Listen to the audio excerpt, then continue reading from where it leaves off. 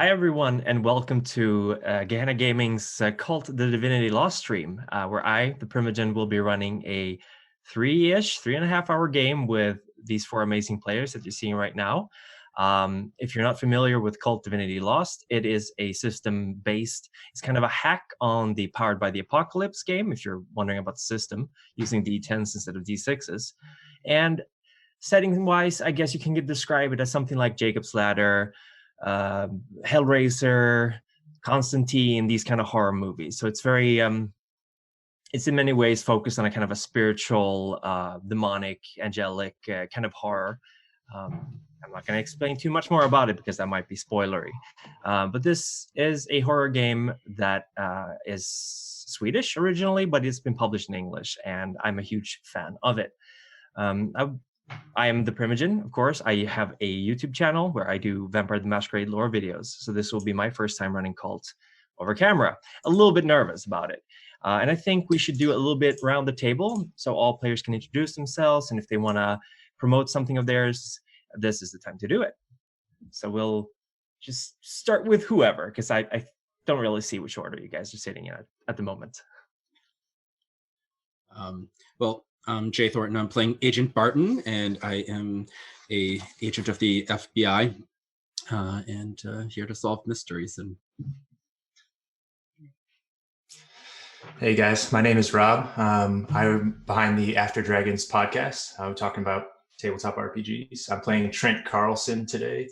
Kind of an East Coast conman, drifting my way back home to visit family in Colorado. Hey guys, I am Devin Poor. I will be playing Rosemary LaFay. She's a medium who is a little chatty but down to earth. And I'm Mads, and I play Marisha McNeil. I am an author, well known by another name in character. And yeah, she's on the search for something in Gran Colina. Indeed. Thank you very much. So this game will be taking place in a Colorado county called Gran Colina, population 13,846. So it's fairly big. It is located in the northwestern part of Colorado, at the foot of Liberty Peak, which is one of the big mountains in the Rockies, made up for this game. It's about 1,353 square miles big, and the county seat has a population of 9,500. So it's very rural, the setting. And the game will be taking place in 2020. And we will continue a little bit more about the setting after we've gone through the rules of this game. Because we have some players who are fairly new to KULT, as am I in many ways. I've only played it a few times. But it is not a very difficult system to learn. Essentially, I will not be rolling anything as the game master. Instead, the players, when they want to do something, I might call for a roll. And each of you should have a player's move book, a player move book, which explains basically what you're capable of doing, or rather what you have to roll for. There's also a couple of advantages that every player type has. And if you're familiar with Powered by the Apocalypse, you have little player books, basically. So each kind of character has their own set of moves or advantages, which will hopefully come into play today. But we can start talking a little bit about the stats. We will not take too much time for this, but essentially you have 3 passive attributes. They're called Fortitude, Willpower, and Reflexes. And they represent how well you're dealing with enduring damage, avoiding damage, and enduring or avoiding mental damage from occult things or horrible things trying to get to you. Then you have the active attributes, and these are usually combined with your 2d10 when you're rolling to see if you can do something. And you have reason, which speaks for itself, is intelligence, basically. You have intuition, which is your ability to read other people. Perception is your ability to pick up things that you might be noticing. Coolness is how well you're able to handle stress and act under pressure. Violence is, of course, how well you are dishing out violence. And charisma is how good you are persuading other people or being a friendly person. But there's one final stat, which I think is unique for this game, and it is soul, and it is basically how attuned you are to the spiritual realm. KULT, without going too much into detail about it, is essentially a world that is divided by a veil. Beyond the veil, we have ancient beings who may or may not have good intentions for humanity. Most people cannot perceive the veil or are even aware of it, but our player characters will have at least had some brushes with this one way or another, and we'll certainly see if they have more brushes with it today. When you want to do something, when you want to make a move, let's say, for example, one of the most common ones, let's see, we'll pick act under pressure. Let's say, for example, you're being fired at and you want to run away or you want to open a door. You roll act under pressure. When you do that, you roll 2d10 and you add your coolness or your cool to that result. KULT is a very punishing game in the sense that if you don't roll 15 or higher, you're going to have some trouble with your rolls. If you roll 15 or higher, whatever you set out to do is what will happen. So don't even worry about it. If you roll 10 to 14, this is with the bonuses, of course, you succeed, but at a cost, some kind of complication, usually up to me, but at some points it might be up to you. If, for example, you're rolling to keep it together, which will happen if you encounter a gruesome scene or a monster or a situation that is essentially chilling you to the core, if you have this partial success, you get to decide how your character reacts. They react, but it is within your purview. If, however, you get 9 or below, the result will be up to me. So 9 are usually pretty bad results and something you wouldn't want to go for. Whoop, just open up the chat here. I'm not going to go through all the different moves. They're fairly self-explanatory, but if you want to do something, I will probably ask you to roll a certain attribute. If I don't ask you to roll it, either that means I feel like you could do this on your own, no problem, it's not going to be difficult, or I might have simply forgotten. So if you feel like you should make a roll, tell me, it'll be fine.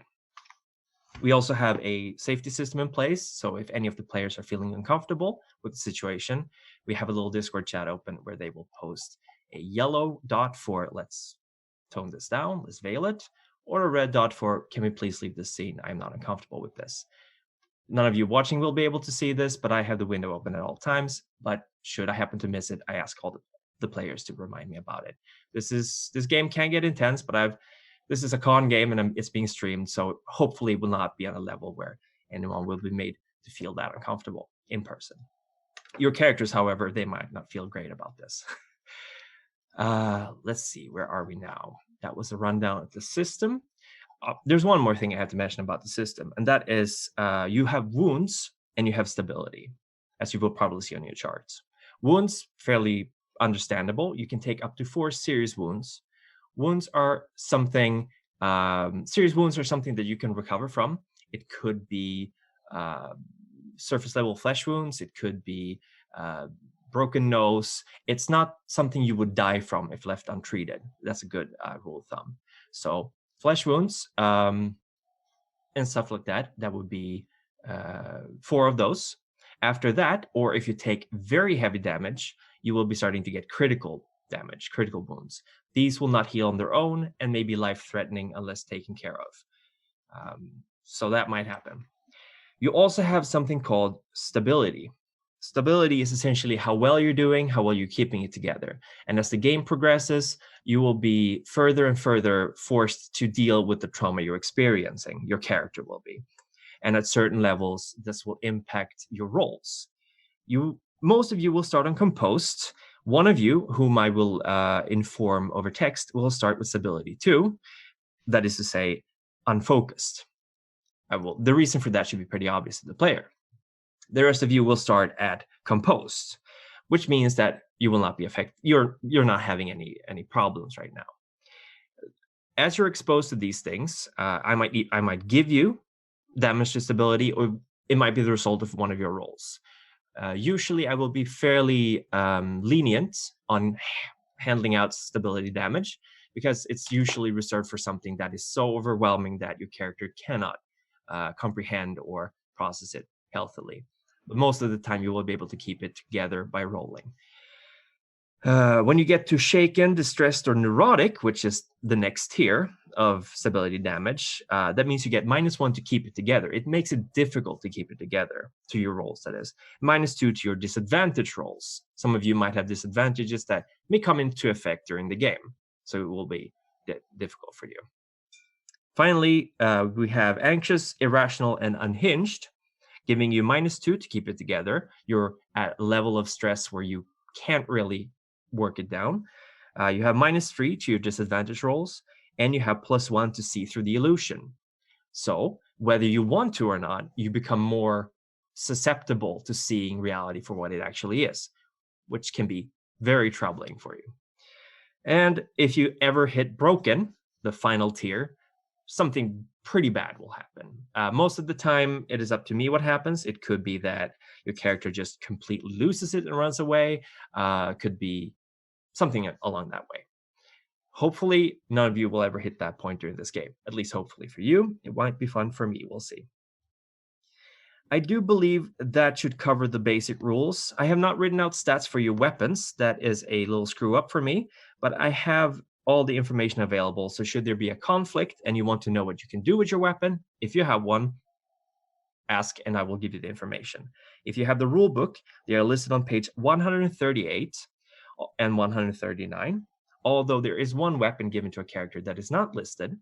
It is a telescopic baton, and it is considered a crushing weapon, in case that player wants to look it up. It's page 138.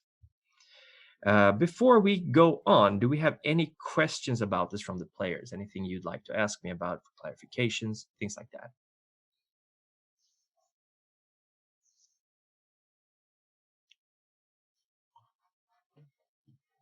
I am not hearing any questions. No, we're good, I think. Okay, perfect. Sorry, We all give you a thumbs up. We're like, thumbs up.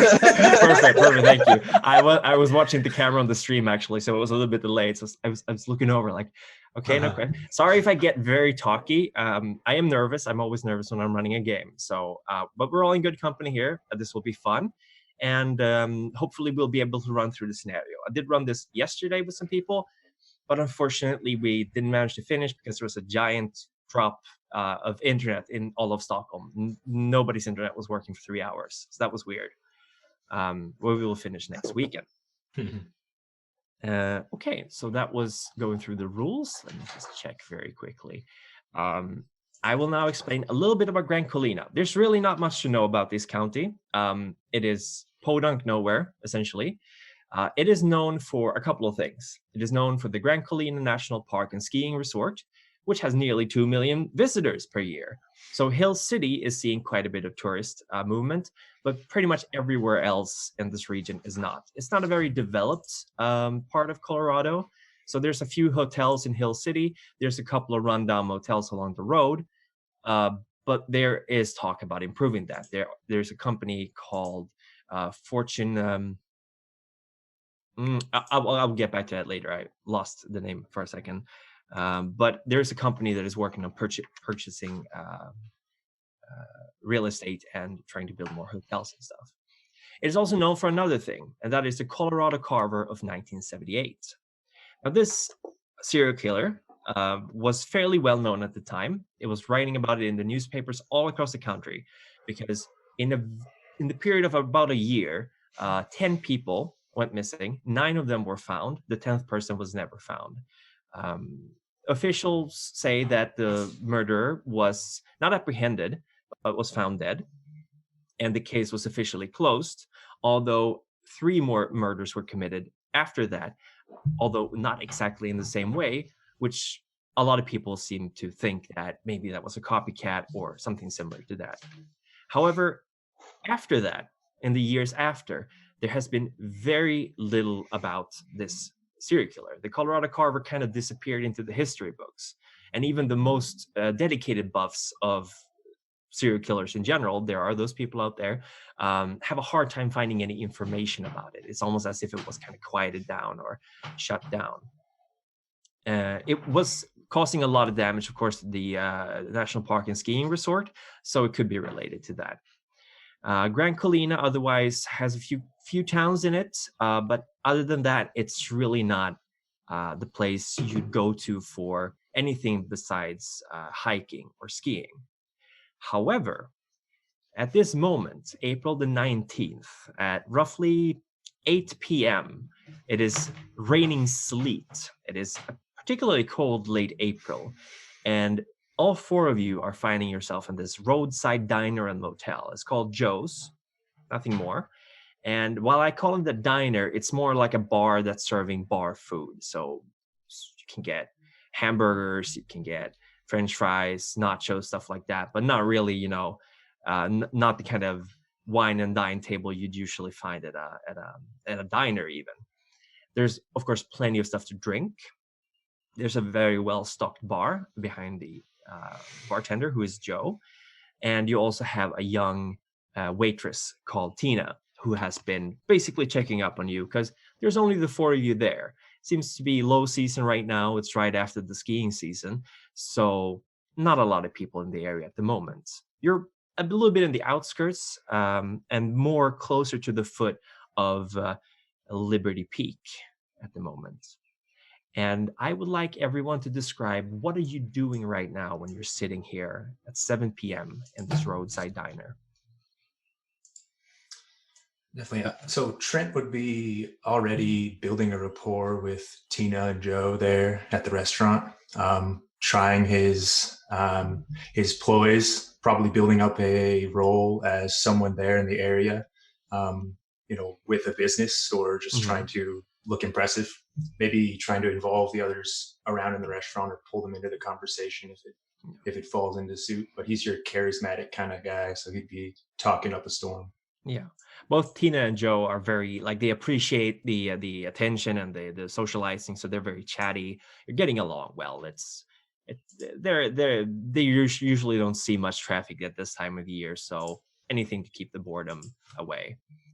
There's a jukebox playing very quietly in a corner, but other than that, it's pretty dead in here. Marisha would probably be at another table near the bar if Trent is talking, and she's sitting there with her phone and her journal, notebook, and then trying to write. Every other word seems like it's junk, and kind of frustrated, but she starts kind of listening in on the conversation and thinks Trent's an interesting character. So she starts to kind of take notes, like kind of how he looks, like some of the dialogue between them, and then just kind of eavesdrops without looking like she's eavesdropping. Perfect, thank you. Agent Barton is sitting at the bar right now, probably just eating a burger and on her probably third cup of coffee at that rate, reading some, looks like through some papers, probably about some of the current murders that are going on. So Rosemary would probably be sitting at a table not too far away from the bar, but definitely by herself, sipping some scotch and writing down a few thoughts for her social media feed. I imagine it'd be Barton that I'd be trying to pull into the conversation the most, and maybe interrupting you with your newspaper, trying to see, you heard about this, right? It's it's happened here in the town, and my family's been here for many years, but I'm not from here. I do own a house. Tina, come back over here. I'm sure he's just trying to run the little area there. Both Joe and Tina, they've heard about these latest murders, because indeed there have been 3 murders recently in this town, and not all of you may know this because it hasn't really reached national newspapers yet. But the papers in the area definitely, for sure, have been noticing the pattern, which is very similar to the murders 42 years ago. I did just realize that I forgot to ask all of you to roll for your disadvantages. So before we continue with the story, unfortunately, we will be rolling. So that means that Agent Barton, you have 1 roll to make. Rosemary, you have 2 rolls to make. Trent, you have 1 roll to make, but Marisha, you don't have any. So that was Trent. Oh, That was an amazing first result. Wow. That was 20. So Trent just rolled 2 10s right out the door. No Get problem. out of the way early. Yeah. We got a 12 from Rosemary's first roll. So that is a success with complication. And we've got a 13 from Barton. So that's also a success with complications. I'm just going to bring those up so I can look at them. Let's see here. Oof, Rosemary's second roll is a 4. So that's a really bad one. Let's go with Agent Barton. You got a 10 to 14. I'm looking at this now. I'm not going to spoil for all the players, but I get to take 1 hold on you. So I'm going to write that down. Unless you folks are all okay with me revealing what your disadvantages are, or should we keep that secret for now? I say let's keep that secret. It could be more fun that way. Yeah, let's keep it secret. Let's let it roll out. Perfect. All right, and let's see here. Marisha doesn't have any. Trent passes with flying colors. And Rosemary, for your first one, you got 13, right? I get 1 hold there. And then you rolled, I get 3 for that one. So I'll keep it in mind. That doesn't necessarily mean they will happen right now, but they might pop up at some moment. So basically what we did just now is that because of these results, I got holds. And holds means that at a certain point where I feel is thematically interesting or relevant to the game, I can have something happen because of these rolls. And the player will have to react to this. The character will have to react to this. And what will happen, we'll get into in a moment. But Trent, of course, had no problems. Trent is safe for now. So you're sitting there. You're basically, some of you might be idling away the last couple of hours before you go into bed, when a car pulls up on the driveway outside. You have windows covering the whole highway, and you got this parking lot. And you see a car kind of drive in, and it parks a bit unsteadily, like it parks diagonally, like the driver doesn't really care where they're putting the car. And soon enough, a man kind of stumbles inside. You can tell that he's inebriated right away. Sorry for pushing things along, but the rules explanation got a little bit longer than I thought it would. The man kind of stumbles in. He's tall, like 6'4", maybe. Like he's very tall. He's dressed in a beige kind of jacket with a button-up shirt, which is just plain gray. He's wearing a pair of jeans. He's got a receding hairline and a bald spot on his head. And he doesn't look necessarily very old, but he looks gaunt, like he's as if he's lost weight very quickly. And he's unsteadily walking over to the bar and kind of mumbles something to himself. And Joe just walks over going like, "Can I help you with something, sir?" Give me a bottle of Jack Daniels, he says. Joe kind of looks him over, glances at you folks, checking to see if anyone's going to raise a fuss about this. And then he says, how about I give you a couple of ounces first, and then we'll work our way up. Is that okay? And the man just goes, "All right, fair enough." And he kind of starts rubbing the back of his head and looks over the 4 of you and at Tina, and then he kind of goes, "Shouldn't have stopped here. Shouldn't have come to this town.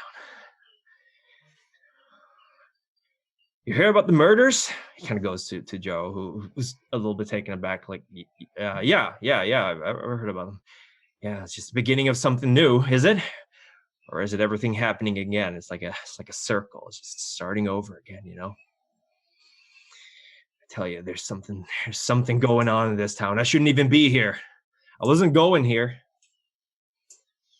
Before I knew it, I was in Gran Colina. It's Light's turn now. Darkness had its run. You can tell that he's kind of holding back at the moment. Like he's mumbling this, but you can tell that it's building up. And the drink is just standing untouched on the bar. As he's kind of glancing around himself. He's kind of hunched over. I think that Trent would pick up his drink in an attempt to sort of acknowledge him there at the bar.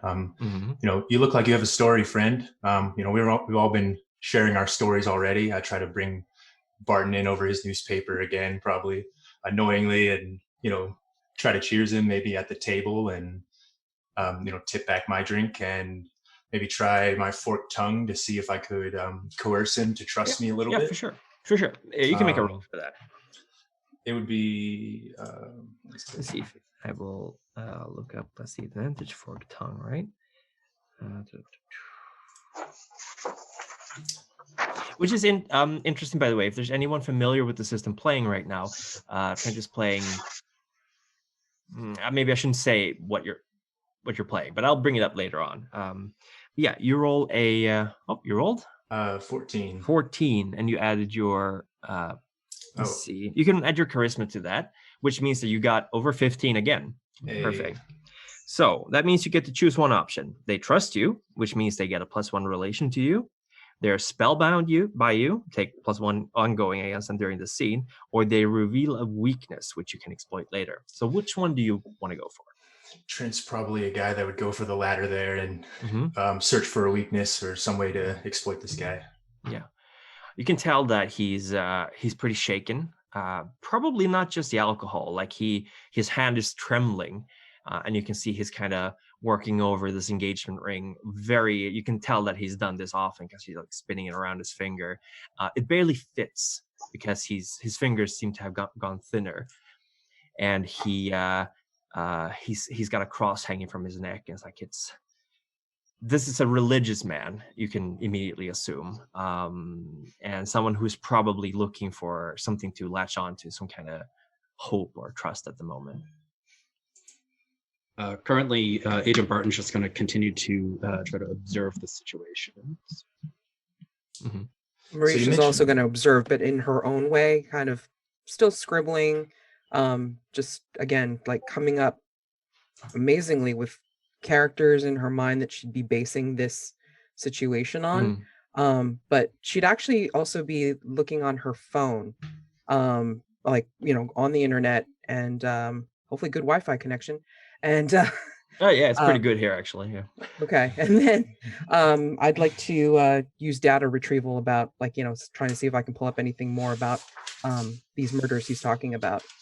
Perfect. So you're doing data retrieval, but I saw that Barton rolled just now, so we'll handle yours in a second, Marisha. Agent Barton, what were you rolling for again? Sorry. Just to observe situation and observe situation. Perfect. Let me just get that in the book. So you're observing. You're trying to see something here. So that would be act under pressure. I have the physical book as well, but I had issue fitting it last night on the keyboard. Observe situation, and you rolled 13, so you Correct. get to ask one question. Yeah. And the questions, do you have them in front of you? Oh yes, I do. Yeah. So it's what is my best way through this, etc. So you can pick one of these to ask. What can I use towards my advantage? Okay. What is it? So this person clearly seems to know more about these murders than he's letting on. He clearly knows more about this. So if you press him, you might be able to learn more about the situation right now. Okay. But that would mean you'd have to interact with him, which might be difficult. Yeah, she's not a very friendly person. So, what do you know about what's going on? You're walking up to Trent and the man. So this guy just—I'm not walking up to him. Okay. I was going to say, I think Trent would say, "Now you talk, huh? Now that the stranger gets here." Yeah. Just give you a glance. Yeah. I'll get to you two in a second. We're going to do Marisha's role as well now, because Marisha, you're doing data retrieval. Yes. So do you have the what you need to roll up there? Yes. Roll plus reason. Roll plus reason. Okay, so you can go ahead and roll that, and you got a 10. So that is still not too bad. Let me see here where that is. Reason. Data retriever. You get to ask 2 questions, so nothing bad about that. And the questions are listed there as well, like what is its origin, etc. Let's see. Okay. About the murders. What is its origin? So, I mean, I think that's appropriate for, Yeah, uh, you know, what is he talking about that it's happened yeah, before? yeah. Um, okay. You're looking up the murders right now on your Mhm. phone, Yeah. and after a little bit of looking around, you realize that you have some insight into this murder, and it seems that the victims of these three latest victims were all killed in similar ways uh, to how the victims of last time were killed. Like limbs were removed from these victims in a certain order, and it's been done in exactly the same way this time. And then, okay. Mm,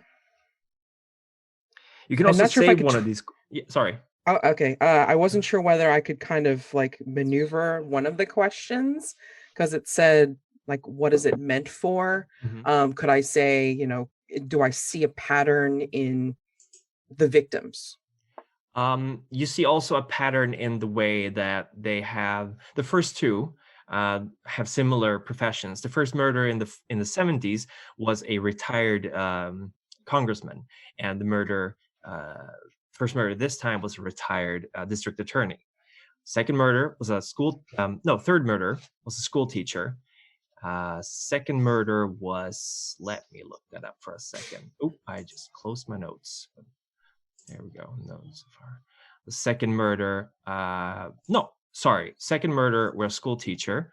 Third murder was a homeless veteran in the 70s.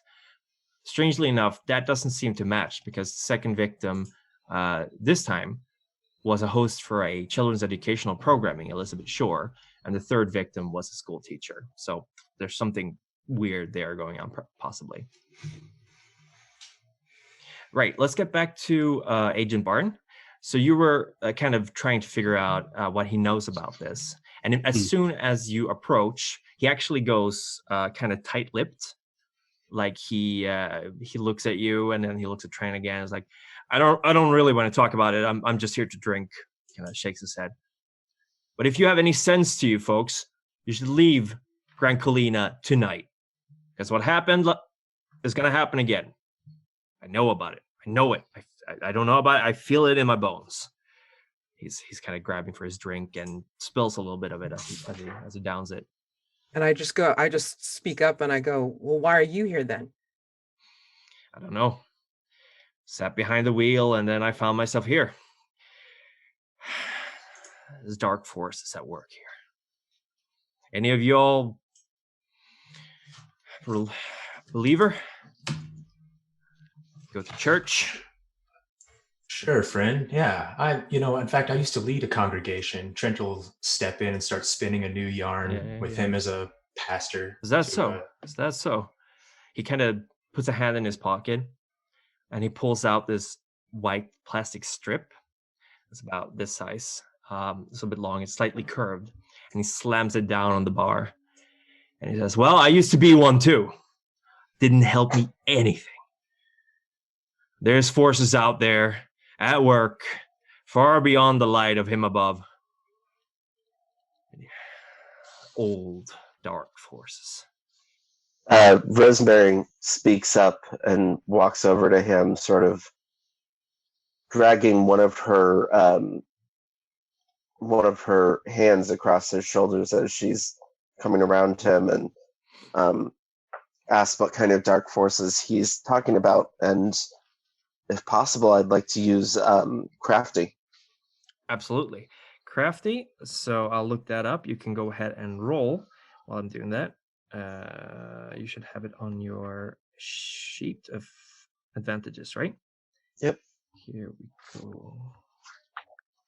Let me see. Crafty, is that soul or? That's intuition.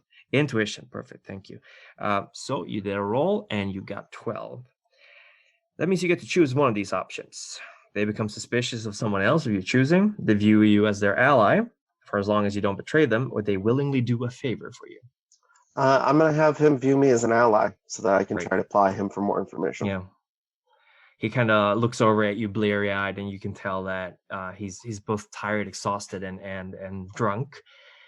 And you see how he kind of just shudders and relaxes a little bit and goes, I don't know what they are, angels or demons or something else, but once they got their claws in you, there is no stopping. This mountain, there's something about this mountain. So you feel like it's definitely tied in a genus Loki to this particular area? You're right up on this stuff, aren't you? Not Maybe. unfamiliar. Maybe. I don't know. Honestly, I was on my way to Ohio. I don't know how I ended up here. But I'm leaving tomorrow morning. This place is just, I was listening to the radio. I heard about the murders. I opened the newspaper last morning. I read about them. Everything wants me to go here.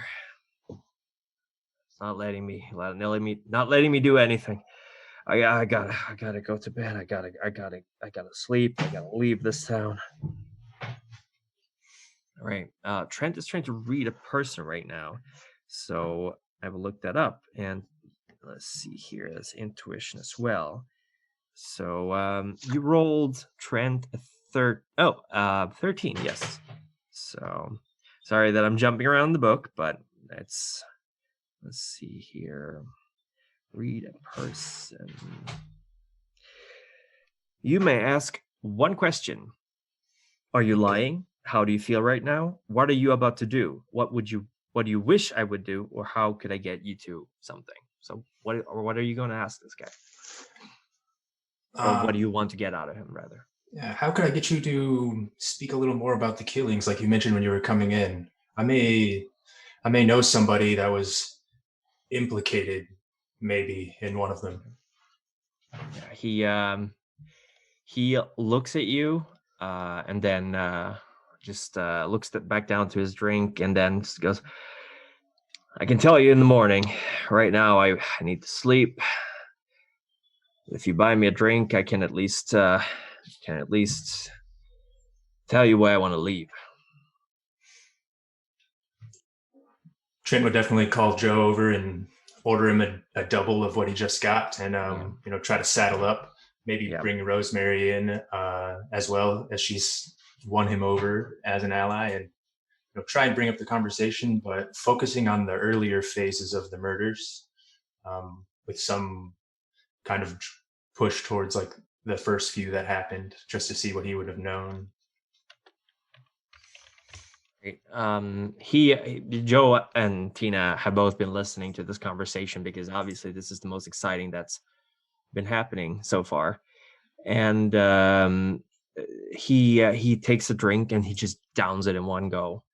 And I think you can't have a. Sorry, Barton is rolling. I think you can't have a space between the D10 and -2. That's no. It comes up as a 13. Oh yeah. You're right. Sorry. So you're also trying influence, right?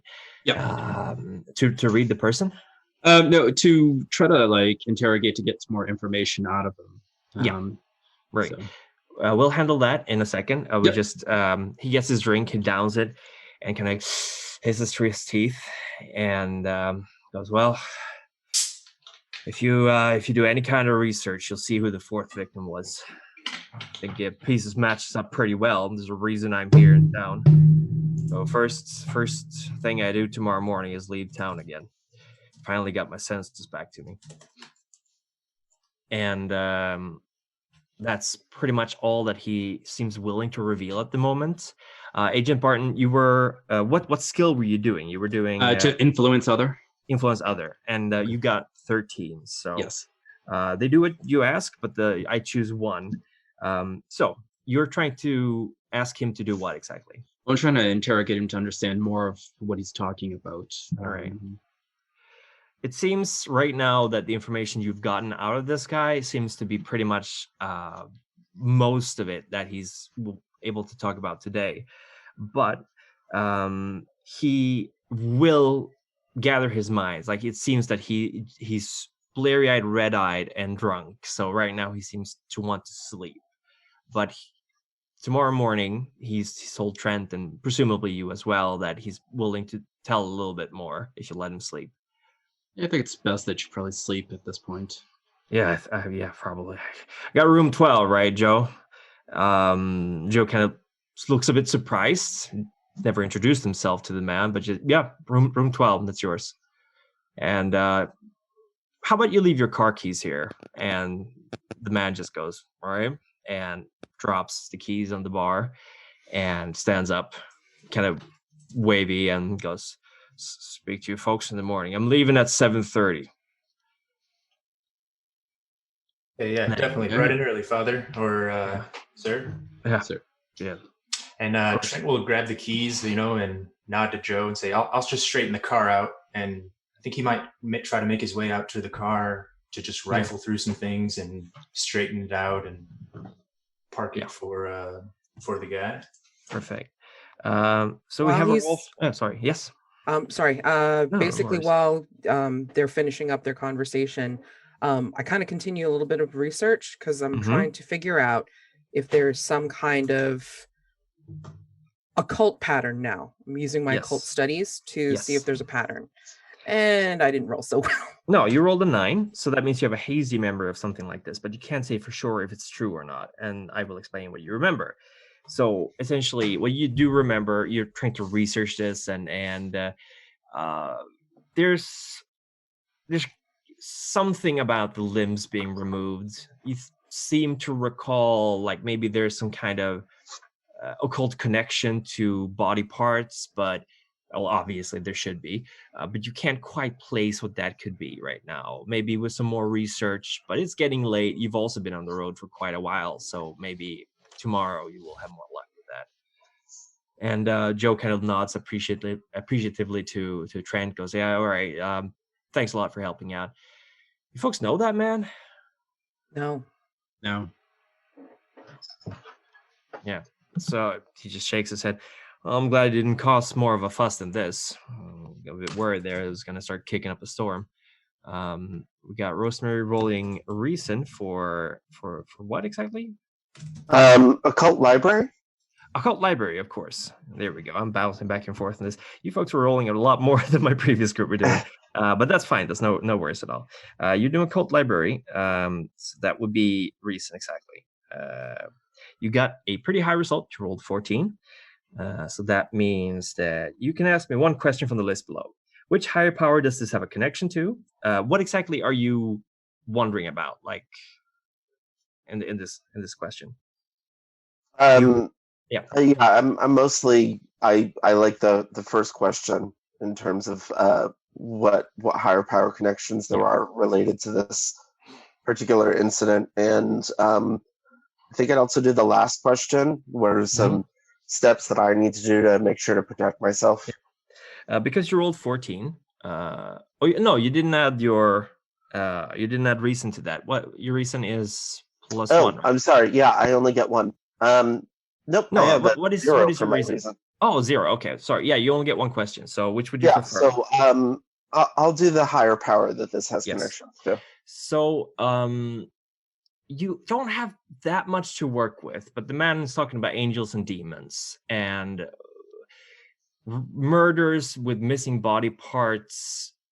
It's difficult to tie it down, but it definitely seems to be some kind of, there's got to be something ritualistic about this. Potentially, it's certainly not something that your experience with, for example, spirits, like dead people, not something that spirits would be capable of seeing through, because this is clearly something that has been done with a bigger purpose, and ghosts are generally, in your experience, more concerned with immediate acts related to their lives when they died. Okay. Yeah. So while this is going on, Trent is looking through the car of the man a little bit and pocketing some small things of value. Is it okay that I reveal this, by the way? This is not something that other characters know in character. Yeah, sorry. definitely. I imagine he would just be kind of, petty stealing everything. That's not glued down in the car. I can see that. And there is quite a bit of there's the stuff that he has He has some cash for tolls, for example. There is like a small bundle of crumpled up bills in the glove compartment. There is there's not really that much of value though in the car. It's a whole bunch of knickknacks. You got some food wrappers, got some fridge magnets, possibly. Like it looks like he's been on the road for quite a while. Definitely. I'll make my way back inside then and, walk over to the group and, let them know that I looked for anything to see why he may have been so shaken, but Yeah. couldn't find anything at all. You look through his stuff? I reparked the car. Okay. All right. Yeah, the car. If anyone was looking at Trent, you might have noticed that he was spending a little bit more time in there than just fixing the car. But you don't really know. You're probably looking through the stuff. Agent Barton is investigating the fourth victim. Yeah, I'm finishing up my coffee, so I'm not even outside yet. Yeah, this is information you don't need to roll for because you have the files for the previous murders. All right. Because of your connections. And the fourth murder was for a televangelist who was killed in his own sort of, call it a church, but it was essentially a tent. And he was found genuflecting or on his knees in front of the pew. No, not the pews, the altar, missing his right hand was missing. Okay. Yes. Don't share that as of now, since I don't know everyone here. It's perfectly fine.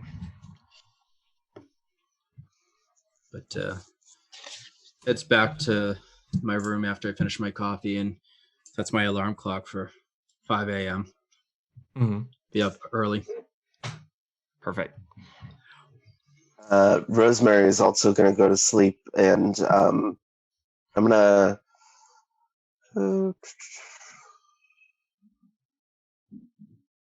no, I'm not going to roll that. I'm just going to go to sleep and wake up early. Marisha's going to sit up in her room, and she's going to go over the notes of, the interactions, the dialogue, that poor man who's, really shaken up. I mean, her rational side's pretty much thinking he's probably just stinking drunk, but for whatever reason can't remember why he's here. But then I remember the letter that's sitting on the back cover of my journal and wondering what the hell this has to do with anything. So I start writing what I think is going to be, the beginnings of a story. And still thinking that every other word is a piece of junk, but I'm going to pretty much do it until my eyes won't stay open anymore, and then I go to sleep. That's a good way to do it. I'm just gonna.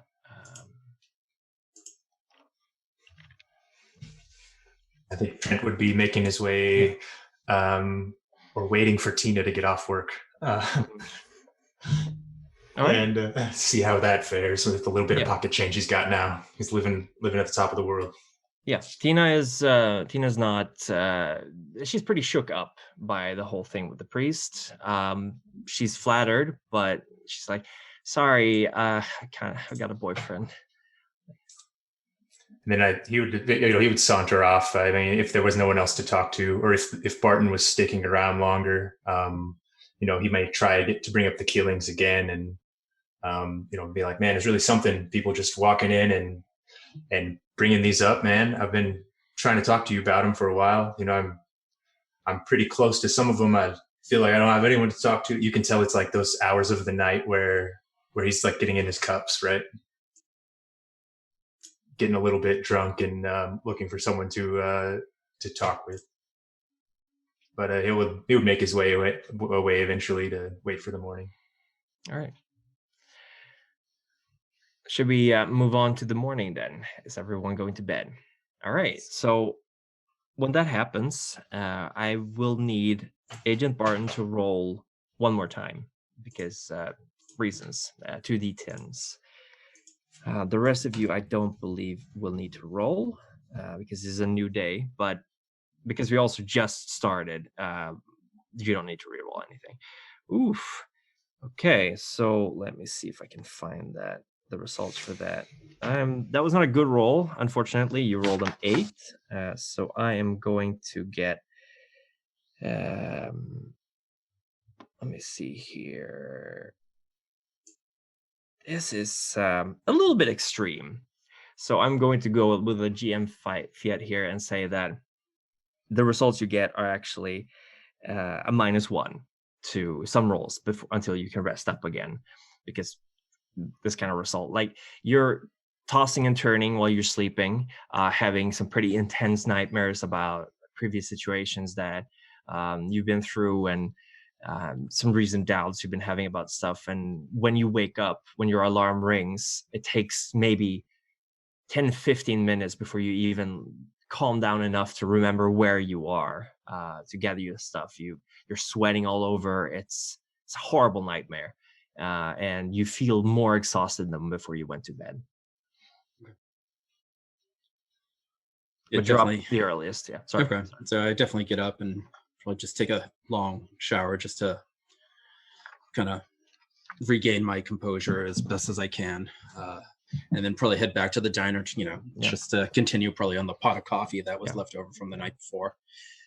You start to head back to the diner, but as you head outside, immediately what catches your attention is that the door to room 12, the room that the man was sleeping in, is open. Just a little bit. It's just open a little bit. Doesn't seem to be any damage done to it, though. I head over to it. Right. Knock on the door first. Yeah. Immediately, as soon as you head over, as you come within maybe a foot from the door, the smell hits you right away. You smell blood. It's familiar smell to you, of course. And as you knock the door, obviously you don't get any reply. Mm-hmm. And seeing inside, you see 2 legs bent, like someone's sitting on their knees by the bed. All right, so I draw my gun and I use my foot to actually push open the door to look in and, cautiously make sure no one else is in there first before investigating the scene. You open the door, and the scene before you is essentially the man from yesterday. He is sitting on his knees by the bed as if he is praying before going to bed, perhaps. And he has his arms like this, resting on the bed, but where his left hand should be, where his left hand, where it is a stump. It's been removed, and he has bled out across the bed. He has this kind of serene and peaceful look on his face, like as if he was untroubled by this pain, but he is dead. And there is no sign of altercations in the room. There's nothing broken or stolen. He doesn't seem beat up. Nothing about the clothes. It's as if he sat down here and it was done to him without any kind of resistance. And then, so does this look like anything to the fourth to me? Any?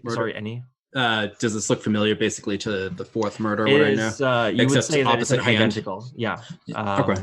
Identical situation. Yeah. On it, puzzling. They notify the local authorities of the murder. Yeah. You call 911 right away, and we'll send a dispatch right away. Thank you for calling, ma'am. Will you be able to stick around to answer some questions? Yes. All right. Continue to investigate the area. Yeah. I would like you to roll, let me see here. Observe a situation, I believe, is the appropriate role for this, right? Okay. And I get my -1 to that because of... Unfortunately, yes. Okay. So observe the situation. That would perception. be... Yes, perception, exactly. -2, okay. Let's hope you get a good roll. Unfortunately, you don't have high perception, despite being an agent, but... Okay, so... Oof, that is a 1. So you get to ask a question anyway, but you get no bonus for it and miss something, attract unwanted attention or expose yourself to danger. The GM makes a move. So, all right, you start investigating this room. Yeah. As you're moving about, you start to experience this kind of intense pressure of this room. Mhm. And it keeps building in your head. It's as if someone was kind of squeezing the sides of your head. It's a pain that's familiar to you, and it doesn't make you feel very good about this. Okay. And you're investigating the room, hmm and you spot a map of the area around here. And although all the blood has been spilled onto the bed, for some reason, there is a fleck of blood at one location on the map. And when you look closer at this position, it says Tarktuk on the map. It's a little town. Okay. As soon as you notice this, and Rosemary, you're up and about and you're going around, and Trent, you're having a morning smoke. You see how Tina's getting up. She's getting up to do her rounds to check the rooms pretty early, but that's how it is. And she notices the open door. As soon as you all notice it, she walks over towards the door and she starts screaming, seeing the blood inside. You, of course, Agent Barton, hear this right away. She's standing in the doorway, like completely horrified by this, and then just bolts out of the door, standing by the wall, screaming, like clutching her head. Okay. I pocket the map just to let you know. Yeah. All right. So I would definitely run over to try and console Tina. That would be my first impulse. Probably not seeing what the scream was about, but then catching the sight in the doorway. And because of recent experiences, I think I may need to roll to keep it together. Absolutely. Roll to keep it together. Everyone going towards this room needs to roll to keep it together, except for Agent Barton.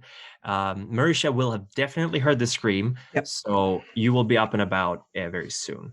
So that is a 13 for Rosemary to keep it together, which means that you are a little bit shook by this, but you're able to decide how you will react to it. So I will go through this for you now because it's the first time we're rolling Keep It Together.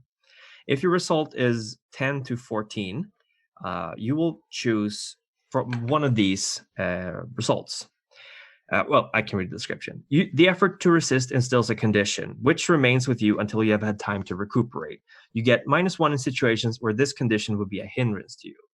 So you can either become angry, sad, scared, guilt-ridden, or obsessed.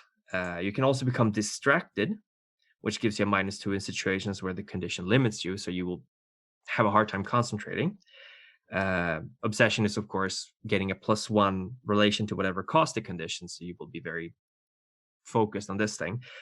Or you will be haunted by the experience at a later time. The choice, how you react, is up to you. But you will lose 1 stability if you pick angry, sad, scared, or guilt-ridden. Marisha, however, she's fine. She keeps it back, keeps her focus, seeing this. So, Rosemary, how do you react to this scene? I'm probably a little guilt-ridden. All right. I'm going to give you a -1 in stability as well. So you are currently uneasy. You're guilt-ridden. You're feeling like you could have done more to prevent this from happening, perhaps. Yeah. Trent, how are you dealing with this? Trent would probably just be overwhelmed with sadness, and have to turn away from the group. Yeah. Trent, right now you are shaken. This is really getting to you. Like, a lot of stuff has been happening lately. You've been able to kind of keep it back, but this is messing with you. Probably just kind of trembling and trying to light up another cigarette. Yeah. So you're going to have -1 to keep it together rolls from now on until you're able to process this, and -2 to your disadvantage rolls. Okay. Yes. And Rosemary, you will have -1 to your disadvantage rolls from now on until you're able to process this.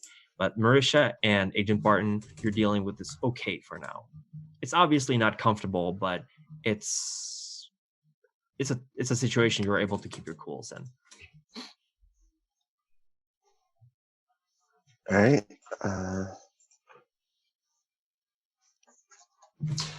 Trent's probably just crying out his name, talking about Charlie, and saying that he should have been there. Basically, he's you guys can all probably tell that he's wrapped up in something unrelated to the scene in the room.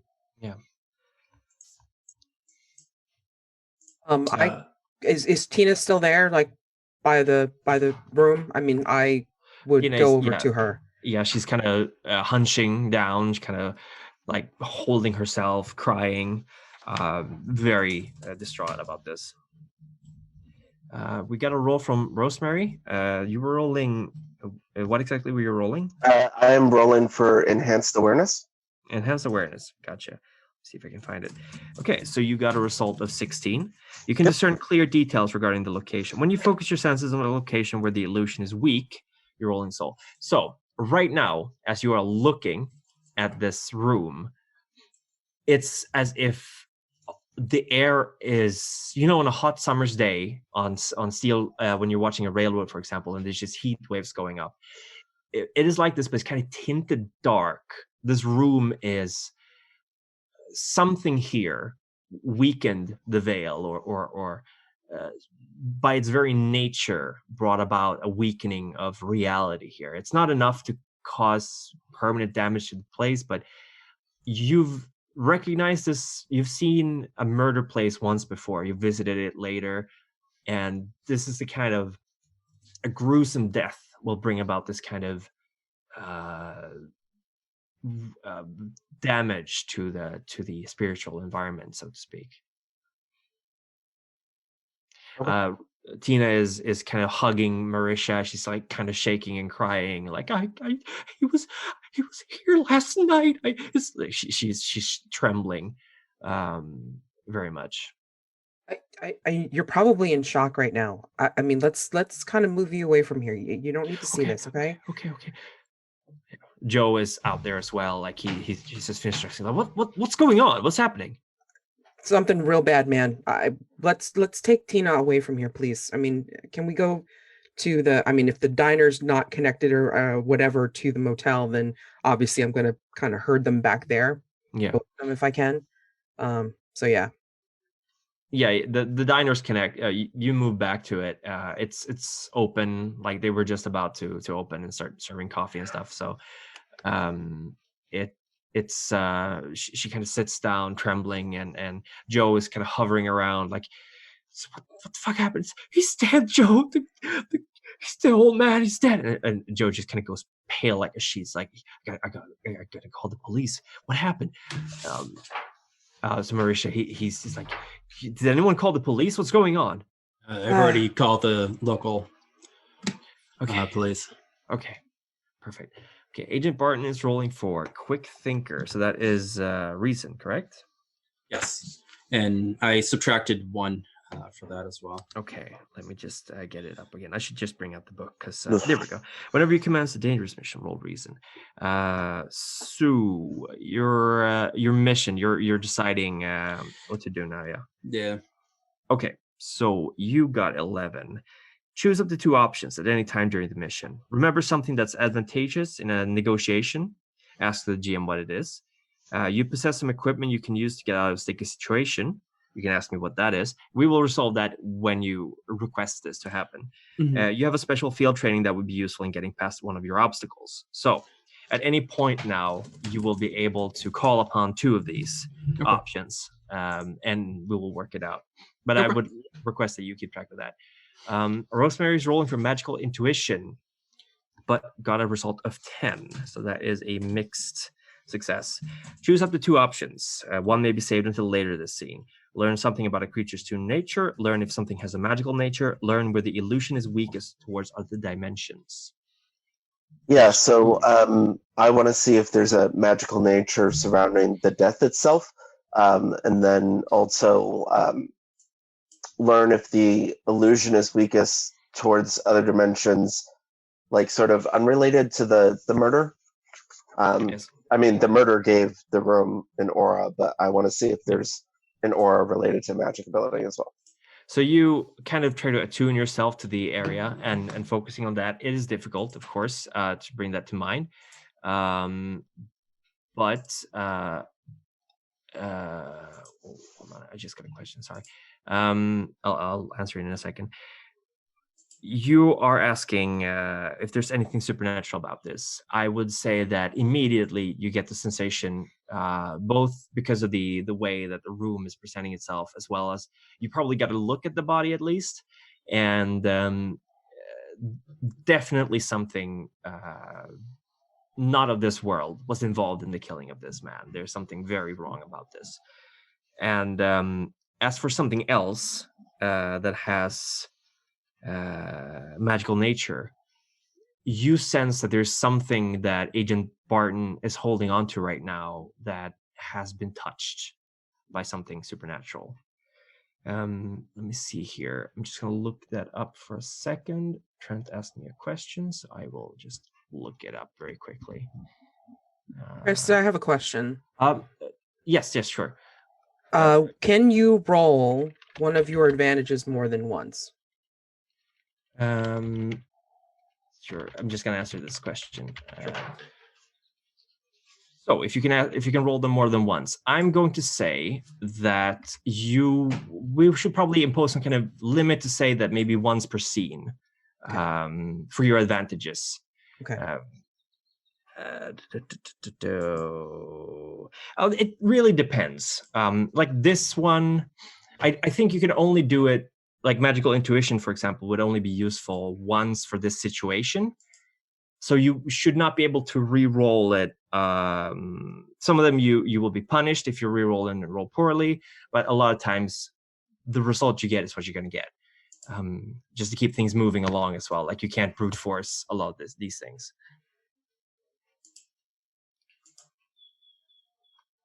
And I answered Trent. I answered you in a message on Discord.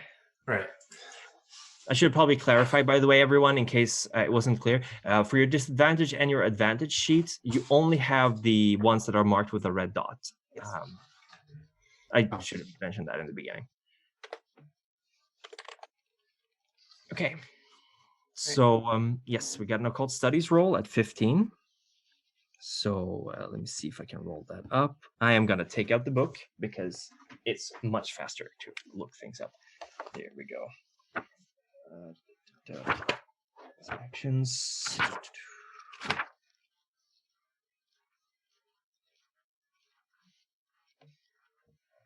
Hold. Let me see here. And while you're looking that up, Trent would probably do helping or hindering if there's anything that he could help with. It wouldn't be occult studies, but maybe if there's something Barton was doing, he would try to assist or see where he could help. You can roll for that because there is assist as a thing you can do on your player sheet at the end of it, I think. So here we go. Oh, I was looking at Soul. That's why I couldn't find it. Occult studies. You roll a 15. I know something about this. You can ask the GM what you know and take +1 ongoing while acting on the answers during this scene. I know where I can find more information about this. Ask the GM where. So, you know about this. You are very close to a small town. Like you're starting to process all the things you've been reading up about this, and you discern that a lot of the murders from the past were done in or around the small town of Tarktuk, which is located somewhere in the vicinity. You're not exactly sure where it is, but it's a town that's been around for a while. And you know what's going on. You believe that someone is replicating the murders. This is probably kicking in an open door, but at this point, it's almost guaranteed that this is someone who studied the murders and is retracing the steps in a very detailed way. Thankfully, however, that means that there should be at least a month until the next murder, if it's exactly like the same murders were before. With serial killers, it's hard to know, but they were conducted a month and a half between each other, roughly. Trent, you rolled to assist. Yeah, unfortunately, it was going to help someone in the scene, but I think it's going to hinder their investigation as I get my fingerprints all over it or exactly. step in the blood. You're trying to be useful and help out, but your interference has unintended consequences, and I make a move. So Face your consequence with PC's attempt to help or hinder. So what happens is, as you're trying to move around this room and kind of step out of the way for the blood, you accidentally bump the body of the man, and he kind of just slides to the side and collapses to the floor. Probably make my way out of the room, probably holding my mouth. Are we all there still while this is going on? You're in the rough vicinity. You can choose if you're still inside the room. I would say that Marisha, potentially Rosemary as well, went to the diner to help out. But that's not very far away. It's maybe 40 feet away. Agent Barton and Trent were still in the room. Okay. I believe. What are you doing? Get out of the room. You just mess things up over here. I don't think you understand, man. I'm like connected to this or something. I think there's something going on. We just messed up the scene for the law officers to investigate. I know. I look at my shoes. He's probably just wiping his shoes and everything on the carpet.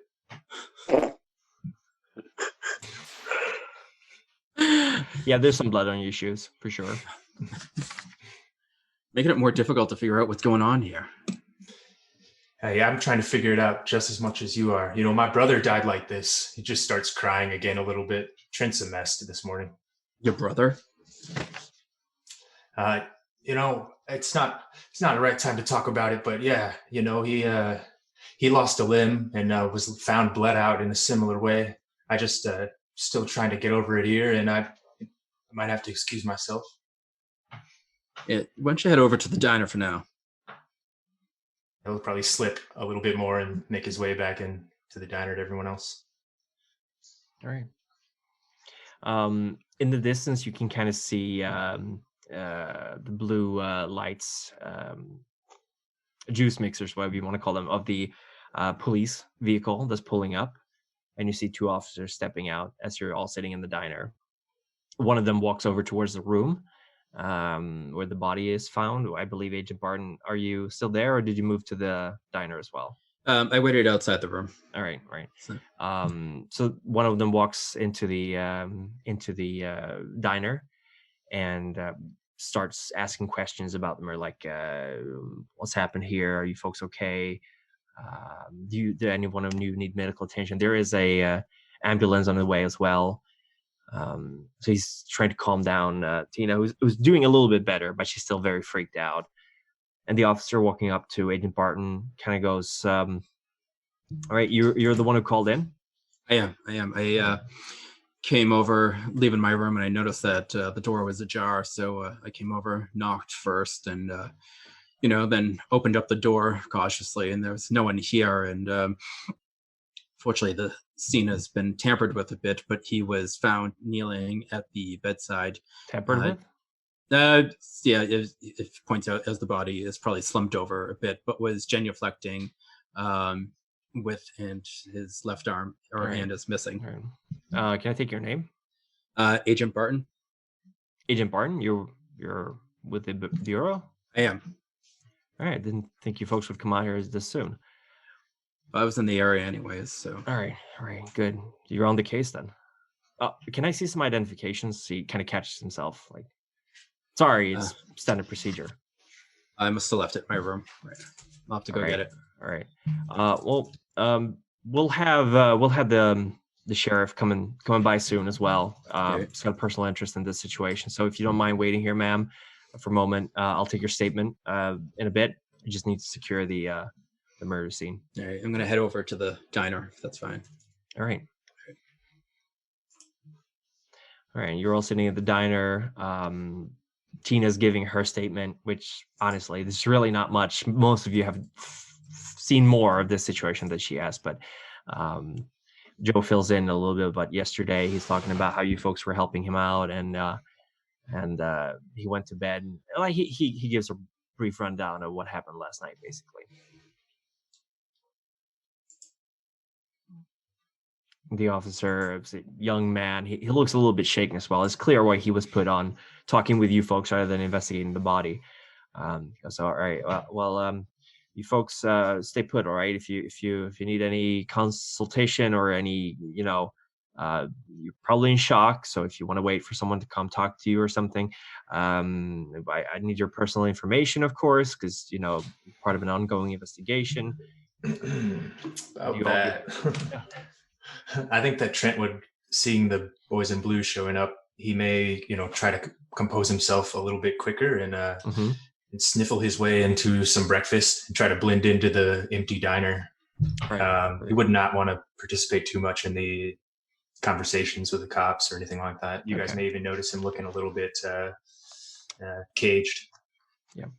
Neither Tina nor Joe are going to push you into doing anything. Like it's clear they know you were not involved in things, so they leave you alone. Rosemary would like to take the opportunity while information is being taken to try to use crafty and manipulate the cop. Mm-hmm. Oh, for sure. Go right ahead. Intuition. Let's see here. That is the wrong window that I just typed that into. Right, that's a 7. No, that was Trent's. There we go. 11 to crafty. Let's see here. You can choose one option. They become suspicious of someone else of your choosing. They view you as their ally, for as long as you don't betray them, or they willingly do a favor for you. What are you gonna pick? One of these. I'm gonna go with view you as an ally. Again, All right. And I'm Okay. gonna try to talk a little bit about the recent murders and see if I can apply them for a bit more information. So this young officer, he can't be more than 25, 26.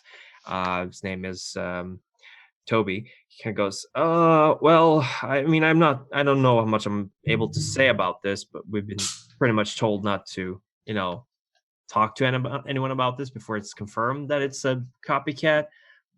I mean, it's pretty clear right now, right? Because this is the 4th one, and like this shit never happens here. Like most of the time, we get like bar brawls from the people here skiing, or maybe someone get lost in the forest when hiking. This is Absolutely really messed up. okay, but there's nothing, being kept back from the newspapers or. No, we don't. We've been told not to talk to the papers. Okay. It's it's to keep up morale. We shouldn't be spreading stuff we don't know anything about. I'm sure Gotcha. the sheriff will talk to the papers, tell them everything we know once we're sure about this. Okay.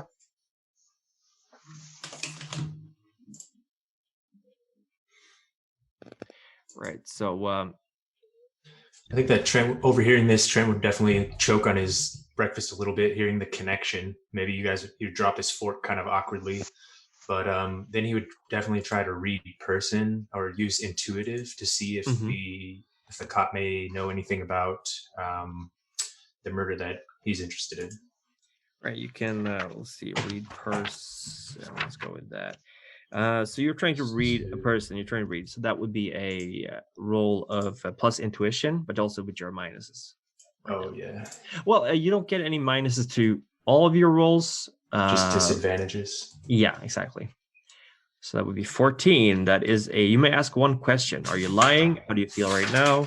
What are you about to do? What do you wish I would do? How could I get you to blank?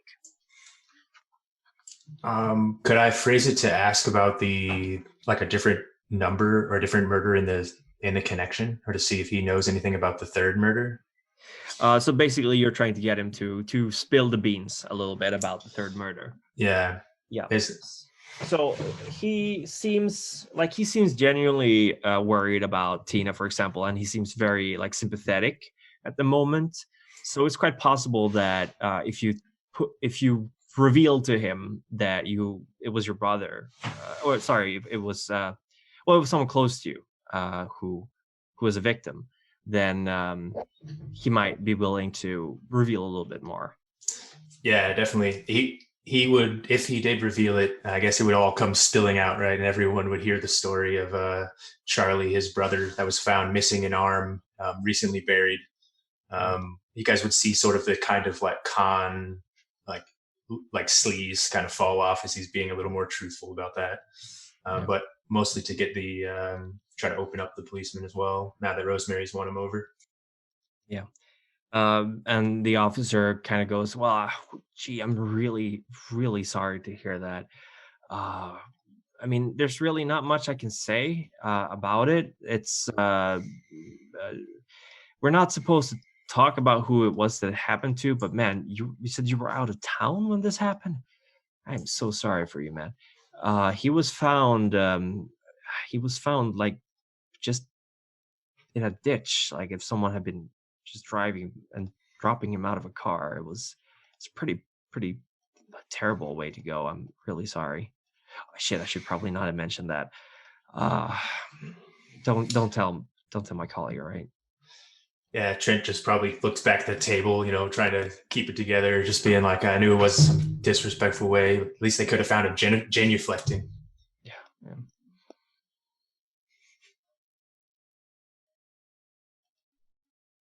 Marisha's just like still, listening to all this and then like taking notes, but it's starting to terribly, turn into a story. Just by taking notes and then just kind of parsing out his emotions just by watching him. And then she's again just developing how this is turning out, but kind of touching the letter in the back of her journal, trying to figure out a connection, a pattern. It's difficult to figure out more than that is in the same area roughly. Like something that you do realize as you're looking through this is that none of the recent murders have been done in Tarktuk. And looking things through a little bit, something you picked up that you just noticed a while back and that's now coming to mind is that Tarktuk is not like, it's not a community anymore. It's a ghost town. It was basically abandoned in the mid-90s because a lot of people were moving to Hill City, both because of the history of the town. Tarktuk was a pretty small community that was hit really hard by the murders, but also because people wanted jobs, and as Tarktuk was growing smaller, it became like this spiral of decay that eventually led to just a few people living there, and those people have since passed away. So Tarktuk, despite being a fairly modern town, all things considered, is more or less a ghost town at this point.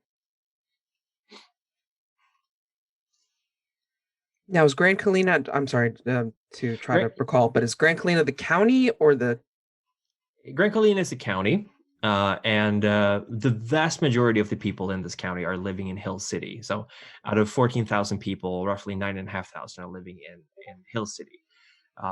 And Tarktuk is a small community where a lot of these murders were committed, or in and around back in the 70s. None of them have been committed in Tarktuk now because Tarktuk has been abandoned since mid-90s. Agent Barton is trying to see through the illusion. What's going on here? Where exactly? Like it's the illusion of kind of the murder scene and everything else to kind of piece it together. I think see through the illusion is a little bit hard to do when there's not actually anything. Let me see here. When you suffer shock injuries or distort your perception through drugs or rituals, so this is something that can't just be willed to happen. All right. Okay. Sorry. No. But if you want to roll investigation, for example, you can uncover some direct leads. Do you want to use that roll for that? Yeah, we can. All right. So you rolled a 12. You may ask one question. The information comes at a cost. Actually, it'd probably be 13. Sorry, because 13. I get a plus one and minus one. For a reason. Yeah. You may ask one question, such as requiring someone or something for the answer, exposing yourself to danger, or needing to expend extra time and resources. Will you do what it takes? So you can ask one of these questions for me, and then I will present you the costs of learning the truth, learning the answer, and then you choose if you want to do that or not. What is my gut feeling? What's going on? Right now, your gut feeling is saying that Well, to figure out what your gut feeling is doing, you would need to look at everything you have again right now. The map Yeah. in your pocket is kind of burning a hole in your pocket. You want to study it again. Yeah, I start pulling out my notes, and I try to hide the map in a little bit with the notes so it's not so obvious. Yeah. I know what's going on. So Okay. And we got a data retrieval roll from Marisha as well. So did you take out the map? Sorry. I did. Yes. And you look at it again. The blood was kind of dry at the point when you took it. So it's been rubbed off a little bit, but it's very, very clear that the single droplet of blood that has hit this map has hit exactly where the town of Tartuk is located. My data retrieval was to continue on with that idea of a pattern. Mhm. Remembering that detail about Tartuk, I want to see if the people that had been dispatched in Tartuk, like around the area here now, are related in some way to the people that were killed in Tartuk. What you're looking for is some kind of connection between these characters or these people.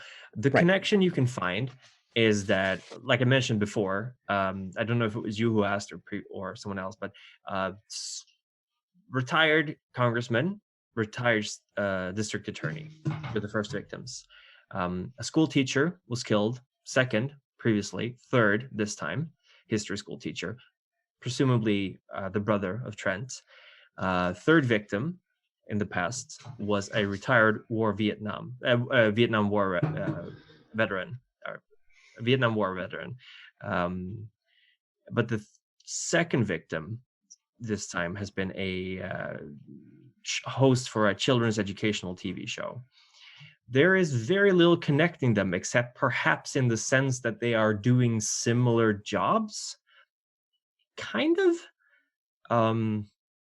Not the third victims, the Vietnam War veteran and the history teacher. They're very different from each other. But the second, the school teacher and the educational children's television show, similar. District attorney, congressman, in a way, similar. Fourth victim, both priests. What do I know? What the next victim is? I mean, Yeah. From the last From the time. last time, the next victim was a college student named Peter Harris, who was found in the boiler room of Tartuk Elementary. He was missing his right hand from the wrist down. And he died in May 30th.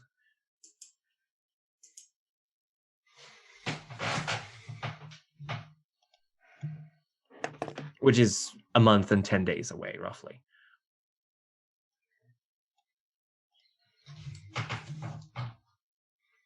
Yeah, again, I just make my notes and I actually start to, make a list, like a bullet point list of, okay, it was this person in 1978, and then this person now, and then just kind of going back and forth, and then also trying to tabulate dates, and then just trying to make that pattern.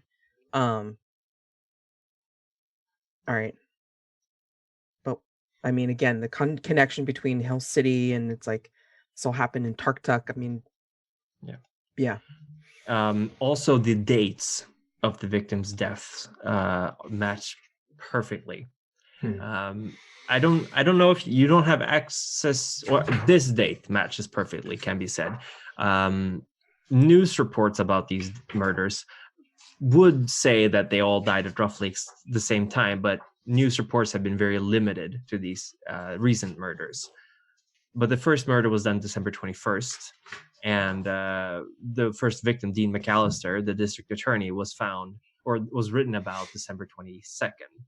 So they seem to match up pretty well. And the latest murder, April 20th, today, matches with the murder of Jebediah Martin, the televangelist, who apparently, as you research, was not a very good person. Like, he was very anti-communism, anti-Muslim, like very much a force of negative conservatism, like very preachy about the right way to live, and very much a hate speak kind of guy almost. And the map, as Agent Barton pulled it out, everyone can see unless Barton, you're keeping it to yourself. Everyone can see this fleck of blood on the town of Tartuk. Would What's anything that? about the map remind Trent of the gift that his brother sent? Right. Um, No. The map wouldn't. Or are you saying it reminds you, or are you asking Would me? it? I was going to ask you if there would be any connection there, or if he would. No, not at the moment. No, you can't draw a connection between those two things. Okay. No, I keep going over the map, kind of keeping it shuffled in with my notes and everything. Try not to be obvious about it. Yeah. Well, you're trying not to be obvious, but I had sensed a magical object in your pocket earlier, so I definitely noticed you. Yeah. The map out of your that. pocket. It So can I'm also be- hovering near you. I'm assuming that you're hovering. That just attracts my attention as well. Just kind of side glances, just trying to see what everyone's looking at. But Something also that Marisha found out while she was doing the research, and something that Agent Barton already knows, is that the well, let's see, 1, 2, 3, 4, 5, 6. The sixth person found, although theoretically the seventh murder. This is a little complicated. I will go through this with you now. But the sixth person found was the art teacher of Tartuk Elementary, who was found in her own house in the basement, where she had killed herself, essentially gutting herself, with the missing limbs from the previous victims in this basement, as well as body parts from other missing people around the county. And this kind of nailed, Louise Taylor is her name, both media and the police, saying this is the person who committed the murders. However, Rosa Franklin, who disappeared a couple of days before this, who was the school cafeteria head cook of Tactical Elementary, she disappeared between the murder of Peter Harris, number 5, and the finding of Louise Taylor, number 6. So it is presumed that Rosa was also killed. She has not returned. And there were 3 murders committed later, at that point of the year, that seemed similar, but seemed to be copycats because the limbs were destroyed or broken, but were not actually removed, as they were in the previous murders.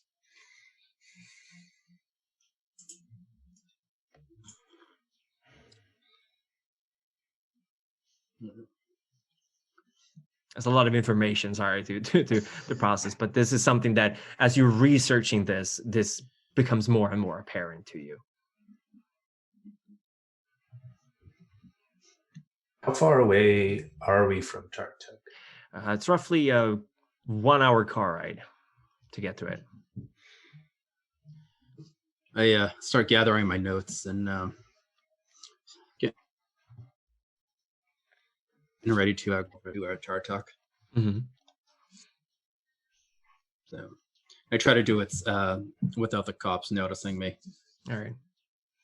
Did the sheriff get there yet, or I mean, we've done all that already? The sheriff's not there yet, but the police officer you were talking to, since he's taken your statements and contact information, if you shared it, he's kind of just standing outside, rubbing the back of his neck, like having a cigarette. Like he's clearly he's distraught by the situation as well. And Tina has gone. She's gone home. She called her mom, and Joe is just kind of going through the motions of making breakfast sandwiches and making coffee, but he doesn't seem to be present right now. There's a lot of cops here for me, guys. Maybe it's time for a little field trip. I'm already heading out the door for my field trip, but not letting the others know. I might just catch that you're at least just leaving, or I'd be trying to look for a ride or an excuse to alibi my way off this scene. I see that Agent Barton was working on something, and definitely I would imagine, as being an observant writer, that I would have seen that she had grabbed something that looks like it was from the room, and I would have, just kind of caught up to her, or at least tried to, and say, excuse me. Are I help are you? yes? Are you an investigator of some sort? I am. Agent Um, Barton. Hi, nice to meet you. Hi. I'm Marisha McNeil, and I've been just trying to put some stuff together from what the guy said last night, and from stuff that seemed to have happened before. Yeah. I'm a writer, and I just do like lots of research, and then I just start telling you all about the stuff that I put together, and then Mhm. showing you the pattern bullet list that I've made from the murders from then to now, and Mhm. then just say it's like, do you have any more sense of this, you think? I mean, it just seems to be like stuff pointing from stuff that happened to Tarktuk, this place called Tarktuk. Yeah. And just looks all the same information that I have, so nothing. It basically, like, I agree. It just looks like it all goes to Tartuk, basically. Are you going to go there? I mean, I was going to, just because it's like this. It's a mystery, and I'm kind of a writer of mysteries. Yeah, I was headed there. Probably better off to leave it to police business, though. I kind of can't.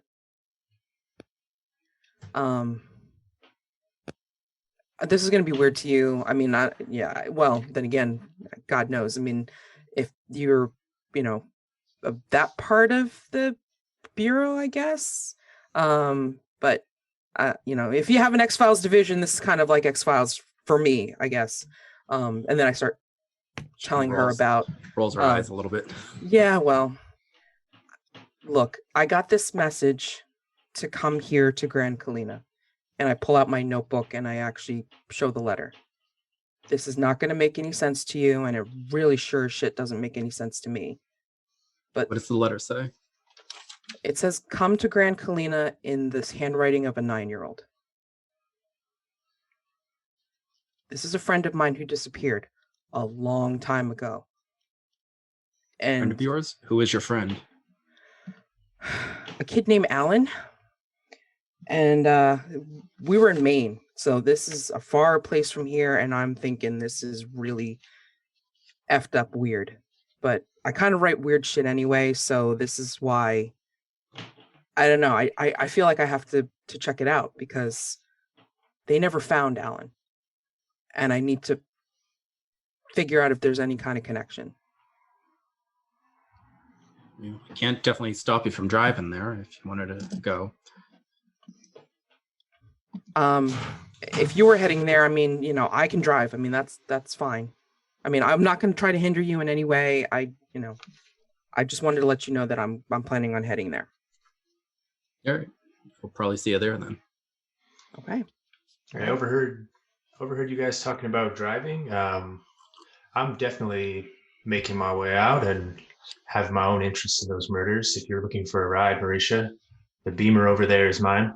And he points at like a car that's definitely above his pay grade, but swinging the keys. Okay.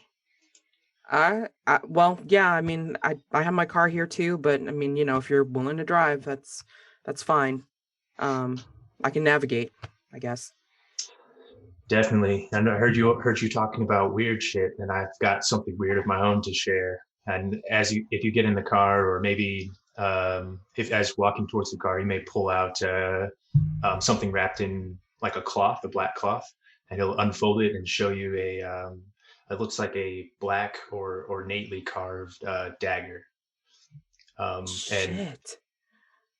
he would just kind of hold it out to see what you think and sort of gauge your reaction, and then just sort of wrap it up quickly and put it back in his coat, and just say that it was sent to him, but he's been trying to track its origins, and he thinks that his brother is involved in some of these murders, and that this is an artifact that may be useful as well. Would that be something I'd need to roll for, since I'm familiar with all this occult jazz? Like, if it's something having to do with it? Before you can do any of that, you will notice that Rosemary, who is fairly close to you right now, I don't know if she went out with everyone else, but she kind of staggers or if you want to describe it, Rosemary, like this scene. Yeah, as soon as the dagger is out in sort of a plainish type view, I do stagger a little bit with a splitting migraine and start bleeding from my nose. Holy the hell. Okay, so I run over. It's like, are you okay? I mean, do you need help? What happened? Yeah, I'll be fine. She pulls a handkerchief out of her pocket and starting to try to staunch the bleeding. Do you need us to, take you to the hospital or what? No, I don't think so. If we could put the dagger away, that would be helpful, more likely than not. I You just guys look back were at talking Trent. about you guys were talking about occult things, and I have a inkling that is probably some sort of magical object that is probably affecting me as a spiritual medium. I'm assuming this kind of triggers me. Barton, just you were rolling before this. Yes. To read a person, so we'll handle that, and then we'll. So who are you reading? Trent. You're reading Trent. Yeah, You it's rolled when he pulls 7. out the dagger.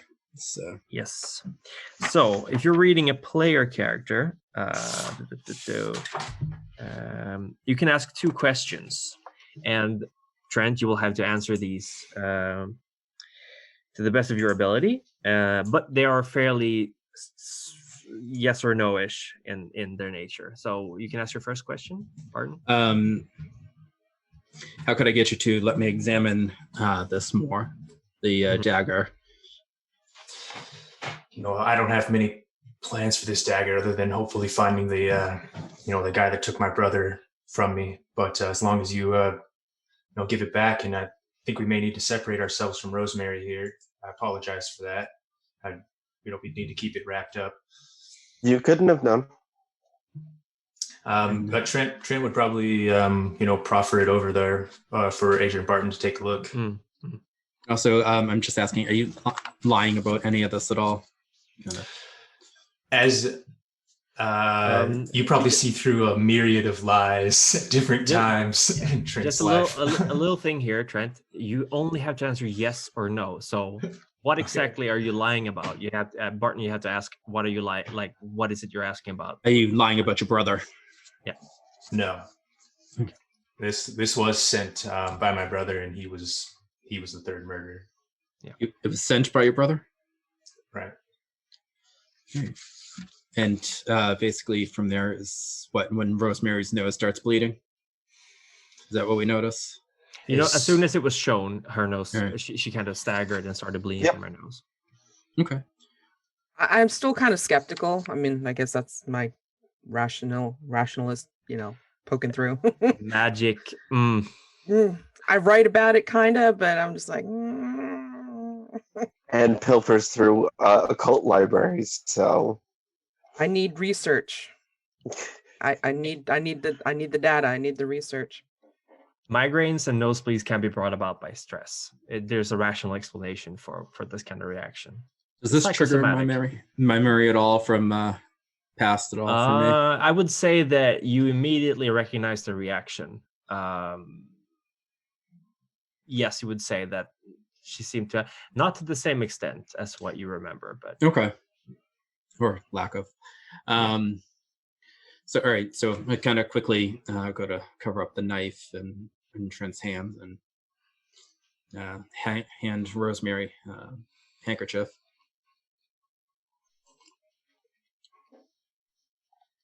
Right. Yeah, I'm already staunching up the blood with my own handkerchief, so. And I will take a different car than whichever one the dagger is in. Well, it seems we all have some sort of kind of connection going on with this right now. I mean, we could all head over in one car. Mm-hmm. Are you? I mean, I personally think that you just need a little bit more water and probably need like Flonase or something, like, just to moisten up your nasal passages. But are you going to be okay if at least the dagger's covered? Yeah, I should be. Okay. I imagine that Trent's more logical guy, but he's like shaken up enough by the things going on and the connections to his brother that he's kind of going with the flow as far as the occult talk, and just, sort of doesn't really, he's fish out of water for sure, but going along with the flow. So they say, let's make a plan to try to get out of here, and grab whatever you need to in your rooms, and you can meet. Whose car is looking in the parking lot, probably least away from the cops and to be noticed leaving all of a sudden randomly? I don't remember where I parked. I mean, I've got an SUV, so I mean, like whatever. I know I got probably the most room. I don't know about anybody else. Maybe a few priors related to that plate on the Beamer, so let's go with their. Hey. All right. You could definitely go for the SUV. Probably it's definitely more spacious for 4 of us. Okay. Yeah. All right. Yeah, sure. We'll take my car. Probably 10 minutes, 15 minutes. Meet at your car. Yeah, absolutely. Yeah, you guys had a room here last night, man. As Trent just walks over to the car, waiting for you guys to go back to your rooms. Perfect. So a little question here from me, and some clarification. There's some points of interest in Tarktuk. If it was not deciphered directly, there is of course the Tarktuk Elementary, where several murders were committed or in the vicinity of it. And there is the home of Louise Taylor, the suspected murder and the suicide from 42 years ago. Both of those are located in Tarktuk. Just to clarify and speed things along, if there's any place of these you'd like to go to. So basically, the boiler room in the elementary school that resembled the third or the fourth murder. Fifth victim. Okay, I think whatever would be earlier in the chain is what Trent would be more interested in following up on, I think. Okay. I was thinking about driving by Louise Taylor's address, and if anyone lives there now. I suggest that the group. I would be interested in. There should be an Elena, I believe. There is indeed an Elena.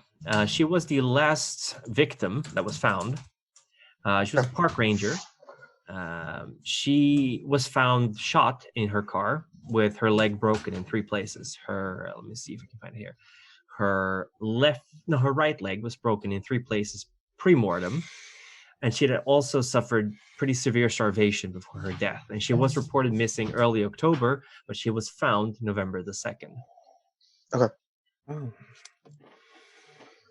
One of the so-called copycats or murders that were under doubt whether it was the original killer, because the leg was not removed. It was merely broken. Gotcha. Yep. Okay. Yeah. Well, either way, whichever location is closest when we enter the town, then that'll be the first stop. Sure. Makes sense. I pull out the map with Tartan, show the others. Cool. Make our way to maybe past Louise Taylor's home just to see if it's still a home or if anyone's even living there right now. Maybe then decide from there. Good. Sounds good. All right.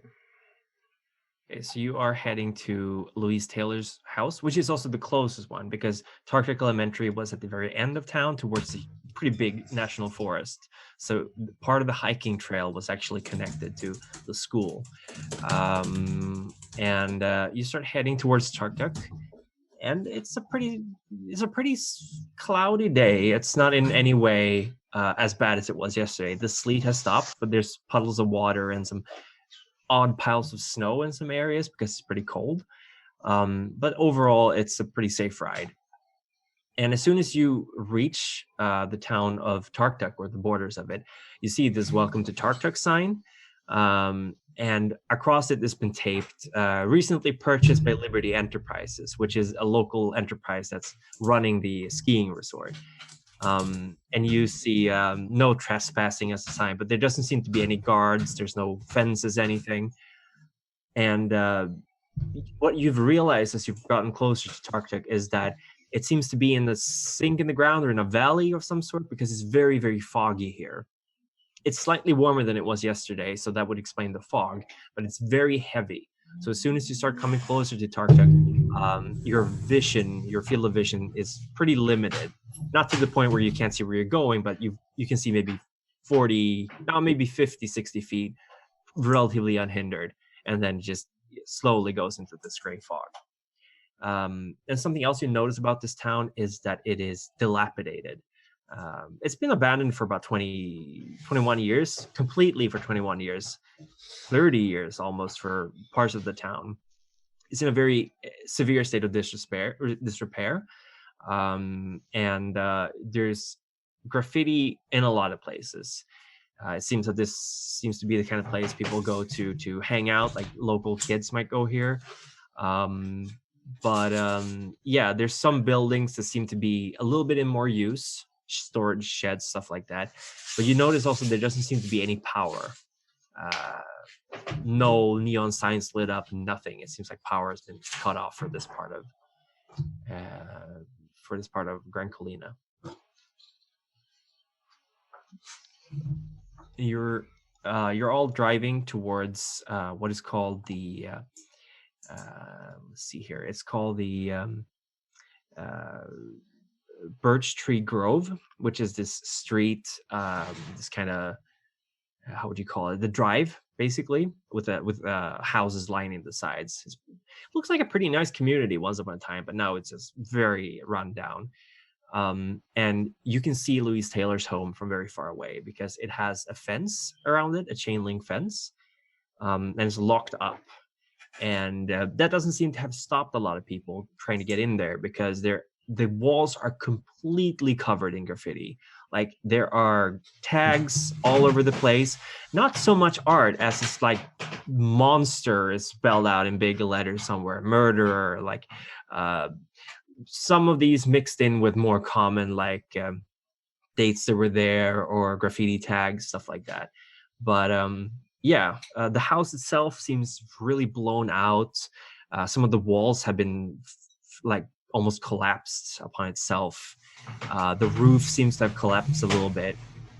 That's all you can make out from outside. There's a pool in the backyard and it's dried up as well. All right, let's get through that fence. Definitely no one living here, right? I don't think they'd mind. No, not at all. When you say like kind of blown out, I mean, like, does it look like, the floors above are kind of crushed in? Like, can we see that? Is it like you can see that the upper floor, it's as if someone kind of went to town with the house with a sledgehammer. So obviously it's still standing, like the supporting walls seem to still be in place. But windows are gone. Parts of the walls have been broken through. Ceiling has collapsed a little bit, but the house seems sturdy enough that it's not going to fall down on you as soon as you go in. Okay. All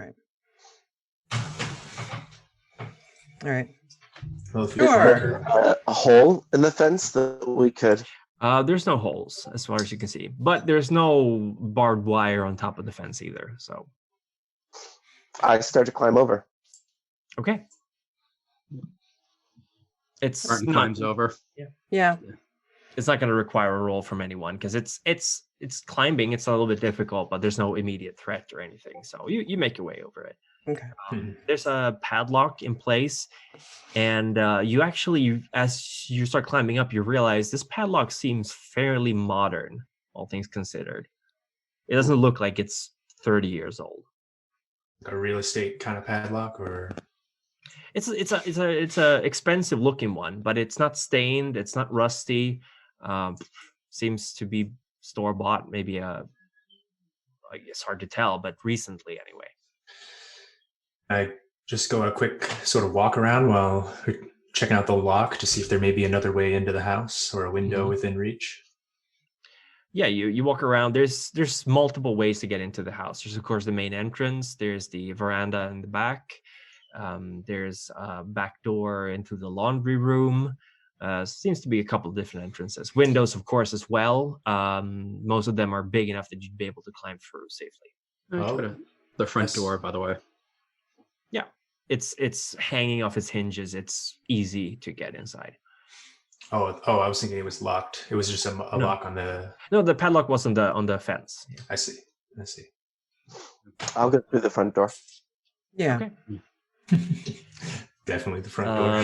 So you Brings a step flashlight in. with me, by the way. Right. Yeah. Perfect. You step inside, and there's barely any furniture in here. There's some old photo frames spread on the floor. There's a lot of rubble, a lot of dust. Some old chairs flipped over or standing against the wall. A table here and there. There's a lot of old beer cans, magazines, cigarette butts, the kind of stuff you'd find in a place where people have been spending the night every now and then for a couple of years. It's in no way a nice place to stay. It's very drafty, obviously, and the fog is not in here, but the wet air has gotten in. So maybe in the summer you could spend the night here, but you'd be pretty cold otherwise. Look for entrance to the basement over there. Mhm. All right, so you start looking around for the basement, Mhm. and soon enough you find this hatch in the floor that seems to be leading into the basement floor. Okay. Head downstairs. Right. So how many of you are heading downstairs into the basement right now? I am. I will. I'll tag along. All right. So all four of you, basically. Yeah. Perfect. So you open the basement, and as you do, you're hit by this air of rancid stench. Like smells really badly in here. Ugh. And immediately, of course, Agent Barton, you recognize the smell, and you know that this is someplace that there's been bodies or a body recently. And there's no light, but you have your flashlight and you kind of look down. There's this wooden staircase leading downstairs. Mhm. And you're going down. Rosemary, immediately your head starts hurting again, like pounding. You're not having a nosebleed right now, but there is something very wrong about this place. Okay. I don't tell anybody, but I am reacting. So Yeah. if anybody Yeah. looks at me, they're going to tell I'm having trouble. Yeah. You go downstairs and what you see is there is a circle of candles, like the really tall, fat ones you can find that will burn for a long time, Mhm. and they're almost all burned down to the ground. They've been lit for quite a while. There is something written, something drawn between these candles, some kind of circle with symbols in it. And some kind of silver goblet is standing in the middle of this circle. You can't see exactly what it's containing right now, but it seems to have something in it that caught the light of caught a reflection of the light. Basically, in the corner of the room, you see these tinfoil wrapped items that have that seem vaguely shaped like they could belong to the victims of these murders. And there is a pile there's like an old dirty mattress in another corner, and there is a pile of paper on a small bench. Otherwise, it's fairly empty, this basement. So the papers look relatively, newer, not like They're new. aged They're new. old. Okay. They're very new. I head over to the tinfoil wraps just to go check those out to start. Okay. I'm gonna go to the papers. All right. Trent, what you doing Trent right now? will probably stay, in the doorway, a little bit shaken still. Yeah. And Rosemary, you're Rosemary rolled for magical intuition. Oh, right. Sorry, for a second, I looked away. You roll for magical intuition. You got 13. Let me get that set up here. Let's see here. That would be soul, magical intuition. You can choose up to 2 options. Yep. Learn something about a creature's true nature. Learn if something has a magical nature. Learn where the illusion is weakest towards other dimensions. Yeah, there isn't a creature here, but I'm going to try to discern what I can about the magical nature of the ritual, and see how weak the illusion is in the Yes. room. So you're trying to learn something about the circle, correct? Yep. It is the answer to both of them is that this is very magical. It is pulsating with the same kind of energy that you saw in the room with the dead pastor or the dead man. Yep. It is as if it's got a heartbeat almost. So it's like this Oh, that's pulsating terrifying. energy. Yeah, it's very bad, and it seems to be centered around the goblet. And it's barely constrained by the circle. Like you can see it's kind of pressing against, like it's a half sphere of this thing that's pressing against the boundaries of this circle. And it's not just the candles are not actually what's keeping it back. There's something in the circle, something buried that is keeping this locked up. Okay. Yeah, I tell my other cohorts to not interrupt the circle. Yeah. So while you do that, Agent Barton, you're doing an investigation roll. Yeah. And So I you rolled got an 11. Yep. So it's going to ask, how can I find out more about what I'm investigating here with the... Yeah. So you start looking through the documents. No, Mhm. sorry, you were not looking. You were looking I at went the to body the, parts. yeah. The body parts. How you would be able to find out more is fairly easy, because there is one smaller object wrapped in tinfoil that, as soon as you it's roughly hand sized. And there's some bigger items. There's one item that you're fairly sure is the size of a human's head. Are you unwrapping them, or are you just like I'm unwrapping them. all right, yeah, it's exactly what you think it is. I would like you to roll a keep it together roll, though, because even though you're used to stuff, this is very disgusting. And I get my -1 still from... Yes, that is Okay. correct. Yeah.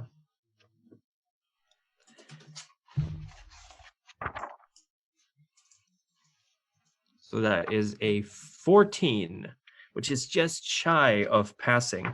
So you do get one additional point of distress or stability damage, so to speak. But you get to choose how you react. Or either you don't necessarily get that. Depends on how you choose to react. So let's go find this again. You can choose to become one of these four. Angry, sad, scared, or guilt-ridden. All of these will cause 1 stability damage. You can become obsessed, which gives you a +1 relation to whatever caused the condition. This is not necessarily a good thing in this situation. You would be like, oh, I can appreciate this. Probably not how you'd react. You become distracted, which will give you -2 in situations where the condition limits you. So you would be shocked to the core that you would be having trouble reacting. Kind of like how Joe was handling the situation. Mm-hmm. You will be haunted by the experience at a later time. You get to pick one of these options. I would Angry, choose... sad, scared. Oh, sorry. Oh, any of the 6 of those? Yes, any of those. Right. 7 even. Oh, 4 emotions: obsessed, distracted, or haunted. I'm going to go with haunted later on. Haunted. Since I'm already at a -1. Perfect. That is giving me a hold to use at my leisure. Oh, good. No, you have 2. Yes. So you start unwrapping these things. I'm gonna check Marisha's roll first, because she rolled a 21 on her investigate papers, which means that you get to ask a couple of questions. Let me see if I can dig those up. You may ask 2 questions. Okay. Yes. And I will also tell you a little bit more, but first you can ask these questions. Okay, so the 2 questions I'd like to use are, how can I find out more about what I'm investigating? And is there anything weird about what I'm investigating? Right. How do you find out more about what you're investigating? You'd have to read through them, which will take some time because they're pretty thick files and newspaper clippings and stuff like that. But it's all here. It's in English. You see, at a brief glance, immediately you realize these are all about the murders that were conducted 42 years ago. Is there anything weird about what you're investigating? For sure. because what you find amongst these things is a manila envelope, and in this envelope you find writing that you recognize. The handwriting you recognize immediately. Is it Alan's? It's Alan's handwriting, and it is very poorly put together. Lots of spelling mistakes, words crossed out, strange and weird characters that you don't recognize, a whole lot of gibberish. But I will send you what you can find to read, and while you're reading that, I will either we can pause, or if you want to read it out loud, really depends on how you want to do. But I'm sharing it with you now on Discord, Okay. the document. So you can look through it now and decide if you want to share it with the others or not.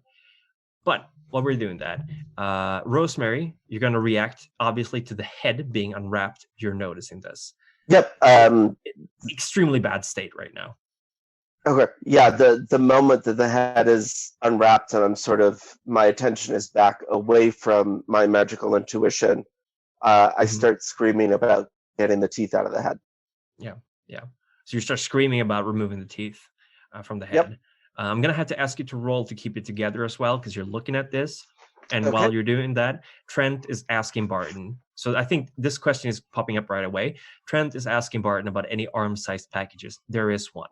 And looking at it, yes, it belongs to Charlie. It has a family crest tattoo on the tricep.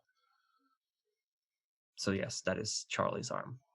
Trent would be sort of backing out of the room or getting away from the body parts for sure. Keep an eye on the door. Right. Perfect. I react to the scream, but I'm still looking and trying to read and reread what I've got. I look up from the file. I'm clutching it like that. I'm keeping all of this. I don't care. If we're leaving, we're leaving, but I'm taking all this shit with me. Okay.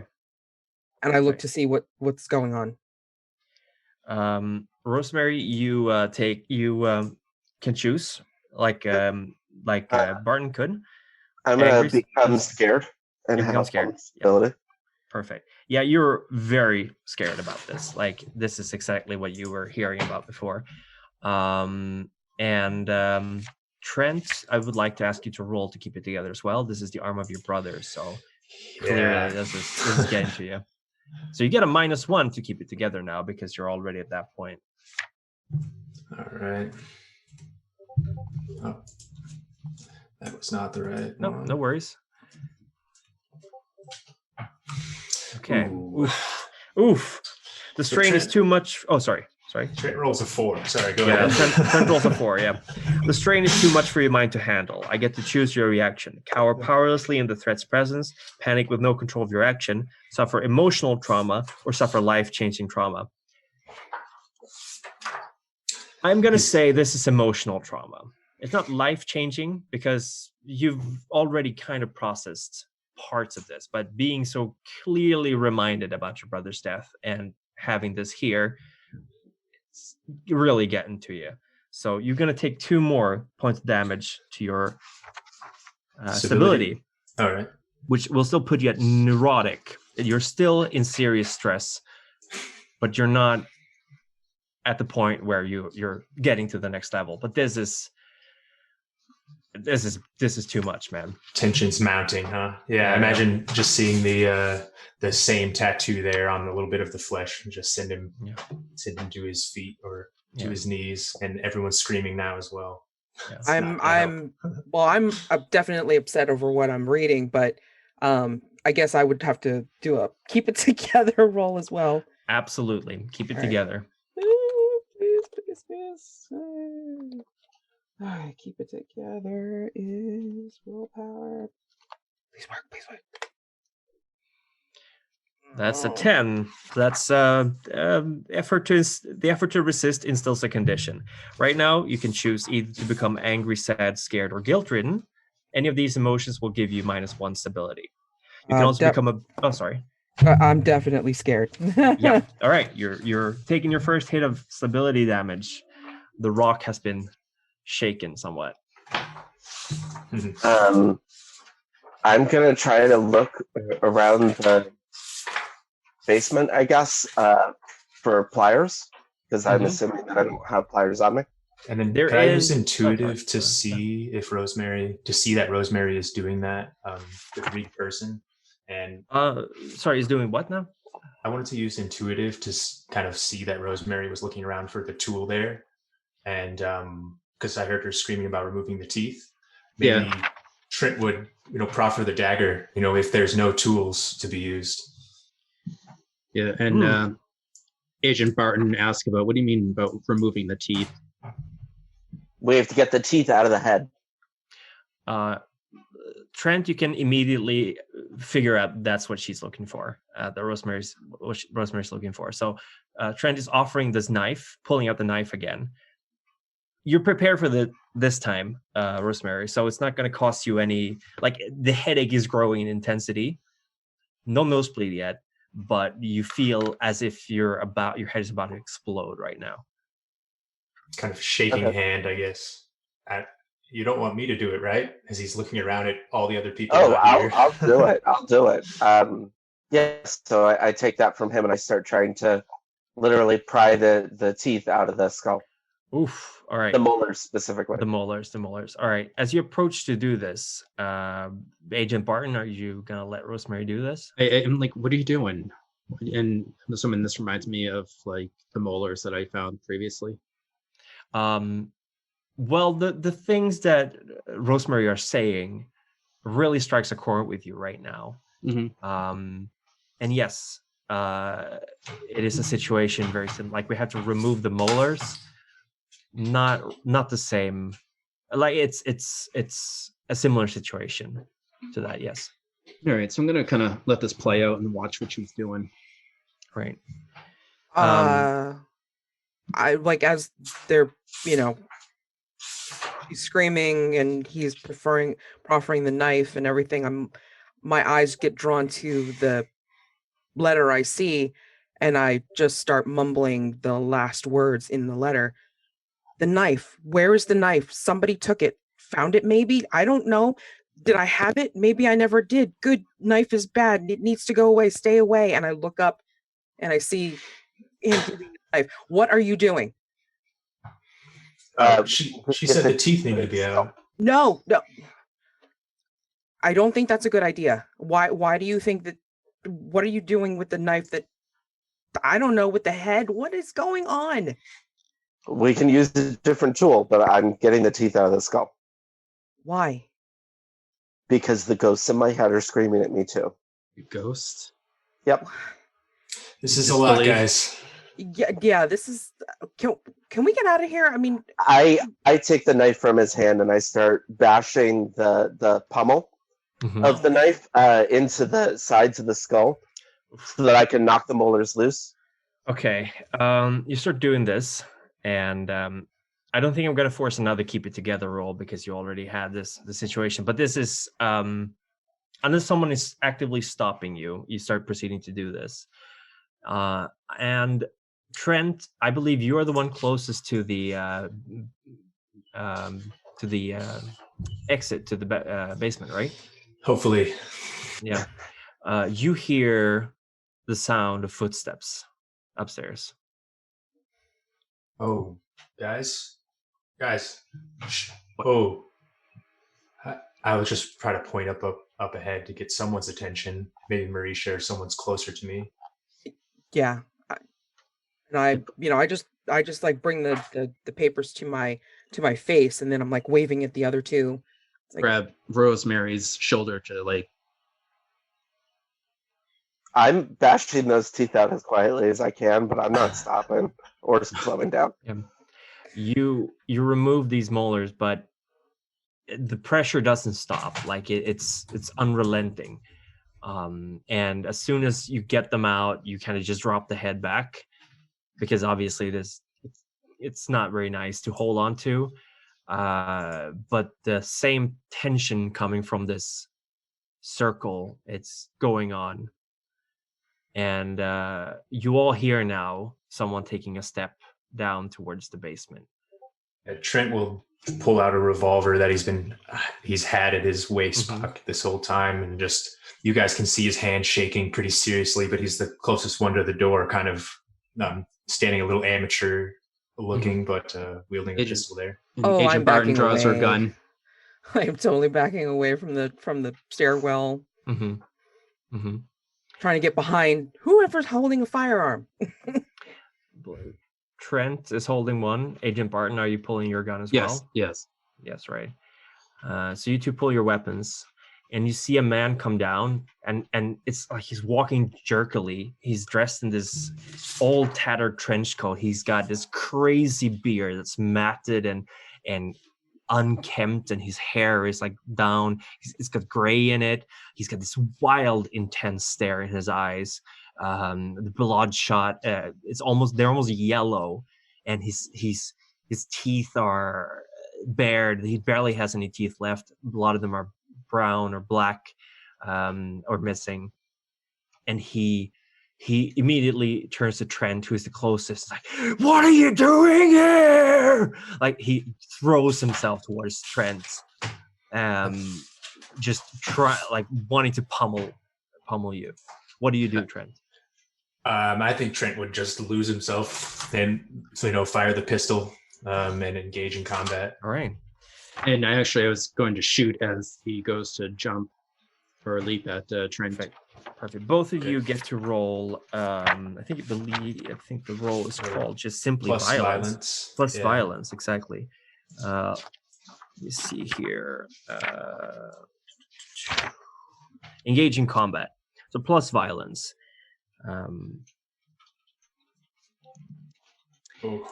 So Trent rolls a 6, obviously very shaken by what is happening. So we'll handle that first.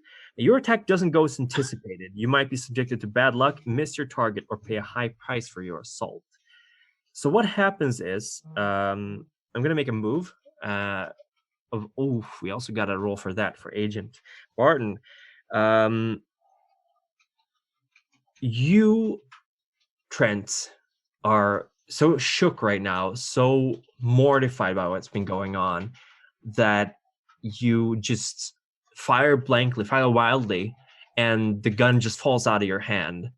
You don't hit anyone, but it's on the ground now, and you kind of see this man throw himself towards you.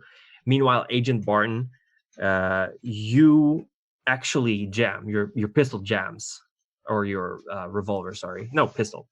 The bullet gets stuck in the chamber, and at that, Alan is basically just going ham at Trent. So I would like Trent to roll endure injury, which is plus fortitude.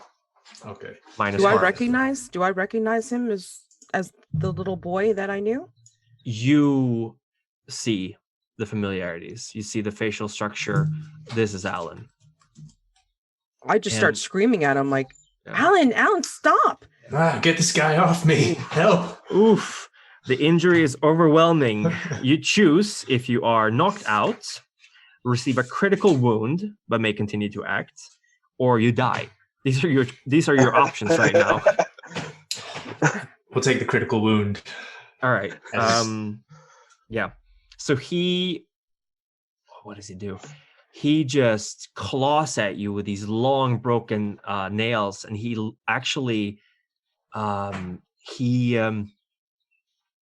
don't know how graphic to go with this, but he gets into your eye, and you're blinded on one eye as he's clawing at your face. Like it's bleeding. It's painful. You lose control of what you're doing. As the screams go from just kind of surprise and fear to just pain. Marisha, you're screaming at Alan. What are you trying to make him do? Are you trying to make him stop? Yeah, I don't even know whether I can actually do something as simple as You can influence other. Yes, you can influence other. Okay. So you're doing that, and you're calling out his name. Oh, and it helps if I keep Discord open. What happened? Sorry. No. Okay, here we go. All right. Holy crap. And charisma. Do I have any? I believe you do.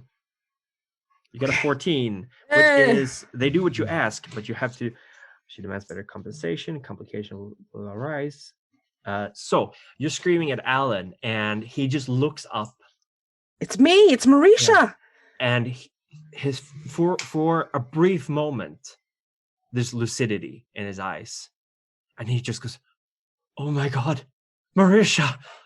And he's completely stunned for a brief moment. Rosemary, are you doing anything right now? Yeah, I want to kick one of. I mean, I have all the molars out, right? I just want to double Yes, check. yes, you do. Yes, you do. Okay. I'm going to, because I still feel the pressure of whatever's happening, I'm going to kick one of the pillar candles at the chalice in the circle to try to get it to tip over. You're gonna, sorry, you want to tip over the chalice? Yes. Yes. It is a critical wound, Trent, that you got. Oh So, man! So I'm just like holding my face, screaming that. If you want, because this is the first time playing, if you rather would have your character be knocked out, we can retcon that, because critical means that if you don't get treatment for it, it's gonna get worse. So Up I to actually you. need treatment. Versus knocked out would just throw me down. Yeah, no, I'll stay with the critical. I'm definitely wounded, guys. I'm screaming this guy. Don't talk to him. Kill him. Help me. We got to get to a hospital. Then I tried to unjam my gun, which didn't go so well. It's all right. We'll handle that in a second, Agent Barton. Your gun is broken right now. It is useless. Rosemary, you tip over the chalice, and you realize that what was contained inside it is blood, thickly coagulated blood. And as it starts pouring out, it spreads across the circle evenly. And as you look on, you see how they kind of sink into these tiny holes at the end of the circle. And you hear this loud ripping sound. Oh, that's not good. And Alan just stares at you and is like, "What have you done?" And you see how you know how when you stab a hole through paper, how it can just this kind of sound, and you can look through it. It has this weird effect. This is what happens to reality as you do this. There's just a tear in the fabric of reality. You all can see it no matter where you're standing. It's as if it was just visible from all directions. And there's this screeching, howling sound. And Alan immediately screams in terror and tries to run out of the room. What are you doing? I think we follow him. I actually use see through the illusion for this. Yes. All right, and that's what I'm going to do. All right. I have Dabbler in the occult. Is there any occult ritual that I know that could try to close this rip? Let me see. We'll get to that in a second. We have Agent Barton is trying to got an 11, so I'm just going to see through the illusion. You see reality, but you also affect the illusion. You may, let's see, illusion tears around you. So you look into the eye of this tear, and what you see beyond it is something that you would never have expected. You see a city. It's not just a city; it is every city in history, every city that ever was, every city that ever will be, every city that could have been. It's all there in front of you. And you see in there, tall, impossibly tall black pillar. And it sees you. You don't know how it sees you, but its complete attention is focused on Agent Barton right now. And the pressure you're experiencing is driving you to fall to your knees as this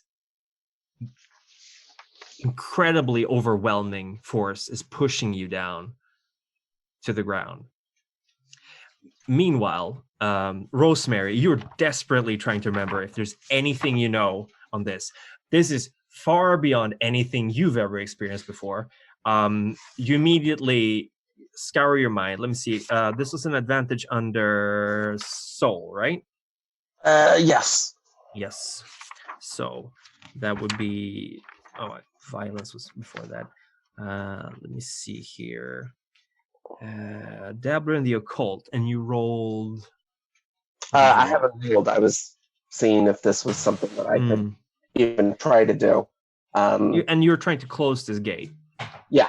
Okay. What I'm going to tell you is that the only way you can imagine closing this gate right now is to sever the connection between these two worlds, but you don't see what's connecting them. Okay. And however,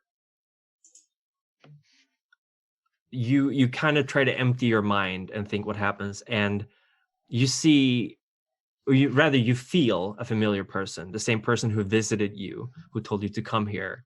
Yep. And they're telling you to go through. To go through. To go through. That's the only way. Okay. I'll step into the rip then. Yeah. Trent, you were running after. Is that what you were doing? With the critical injury, I'm probably still there in the basement. Yeah, you're just clutching your eye, trying to. Would anything in this illusion or tear trigger the greed or interesting those kind of feelings? Seeing the power or the kind of majesty there. I would like you to also look through the see through the illusion, or see through the illusion, which is plus soul to roll for that. See through the illusion with one eye. Yeah. It's almost poetic. And so it's just a base 2. Yeah, so that's 17. You perceive things as they truly are. You see through it as well. And you see this city, this massive city. It is of gold. It is the buildings, the trees that you're seeing, the benches. It's a modern city. It's a medieval city. It's a primal city. It's every kind of city just intertwined into each other, and it stretches far beyond what you can see. It's almost like it's curving. Like even the sky itself is the city, far away enough. And you see just endless riches in this world. You see everything you could possibly want can be found here. You know this immediately. I'm coming, Charlie. He's going to just hold over his eye and stagger through the portal. All right. What is Marisha doing right now? I'm so shocked at seeing Alan that when he goes to leave, it's just weird. I mean, she doesn't want to see what's going on behind her. She's trying to concentrate on her friend who has been gone for decades, and she is basically clutching the files in her arms, but also the letter that he has, and then saying, "What is this? What does this mean? What the hell's going on?" Yeah, you're screaming this to Alan. Yeah. He has completely blocked you out. He is terrified beyond his wits after what has happened, after the hole in reality. He's running. You managed to catch up to him by the door, and he's tearing like he's like an animal. He can't even climb over the fence. He's just trying to break it apart, screaming incoherently, "I don't want to go back! I don't want to go there! Please!" Like he's begging, and tears are running down his face. Oh God. I mean, does this mean you killed all those people? No answer. He will not answer what you're asking. Now is he upstairs? Did he get all the way to the gate? Yeah, but it's just a few feet away from the main entrance. Okay. Yeah, I mean, I'm just basically, I followed him. I was trying to tug at his clothing, just trying to get an answer from him. I just can't believe that one, he did it, one, he's still here. Two, he's still here, and three, what's going on? This is freaking you out. Let me see here. I'm gonna look at your rationalist here, because this is definitely going to take a hit against your sense of reality. Whenever you see through the illusion and whenever the illusion shatters, which I would argue is what has happened, GM may choose one option. Your presence nurtures. Let's see what I got for the see through the illusion. 16. 16. Is that good or bad? I would say that this is a shock to your system that we're gonna have to roll for keep it together with. Okay. Because this is putting your entire worldview upside down. Oh yeah. And the worst part is that when you leave to go upstairs, you turn around to look at the house. The hole in reality, it is outside with you. It is exactly as far away from you as it was when you started following Alan. It's still there. And what you see in this world, it is a world of endless possibilities. It is a world that feels like home almost, which is a sickening feeling inside of you. It's as if you're seeing. It's as if you were coming home to your childhood home, but it is a childhood home where terrible things happen. So it's nostalgic, but in the same time, it's horrifying. And you also don't see any of the others who went through. You don't see the other three. Other two, sorry. Agent Barton hasn't gone through. Can I go through? Yes, you All can. right. You managed to force yourself up to do that. Okay. I would like Marisha to roll the keeping it together roll, though. Okay, so basically that is with my willpower, Yes. but minus my what was it, a disadvantage or yeah, it's a Um, disadvantage. Sorry. Yeah, exactly. At this moment, you're not shook enough to have a minus to your keeping it together. Okay. 16. Wow. Yeah, you are at your full senses. Like, yeah, this is happening. This is turning your entire world upside down. But you managed to kind of keep yourself grounded. It must be Right, this because of is all the happening. horror I write. Yeah. It's got to be that. You've been desensitized. This gives me some really good material. Yeah. This writer's block isn't gonna happen anymore. Oh no, you No. got 1 million stories inside of you right now, just Yeah. waiting to come out. Agent Barton, you're going through the portal. Yes. Yes. So Marisha, you actually see Barton disappearing. Like, you don't see Barton until she disappears through the portal, and then she's gone. You're alone there. Alan is just he's rolled up in a ball against the fence and just crying and weeping. And something you see right now is that what's the best way to describe it? The drag or the smudge tool, like he's being dragged into this world bit by bit. He's not being torn apart, but it's like fingers pulling at him like he's clay. And he's like, no, I don't want to go back. I did what you told me. Like, he's crying like a baby right now. So basically he's like kind of like blooping and blipping like into Exactly. Okay. Yeah. Oh man. No gore or anything. It's just like no, it's like, right. yeah, He's just being separated. yeah. Like oil effusion or whatever. Exactly. I will try to hold on to him, like like clutch what I can and see if I can bring him back so he's not pulled in. Yes, you're holding on to him, which seems to limit the effect somewhat of what is happening. Okay. We will go to the other three now who have entered through the portal and describe what you're seeing there. And we'll get back to you right away, Marisha, in a bit. So you're in this world, and immediately the pressure you were all feeling, the drawing air, the chaos, it's evaporated. It's as if you're standing in a vacuum. There's no pressure upon you at all. You're standing on this the top of a building that resembles these ziggurats, these kind of ancient pyramid-like buildings with flat tops, several stairs up to them. And you, it's a desolated cityscape. You don't see any life on these streets at all. There's just miles and miles of urban environments, of staircases, of ladders, and statues, and sirens in the distance, and hollow shrieks of wind blowing around you. And as you look around, you spot not only the black tower, the black pillar that Agent Barton saw.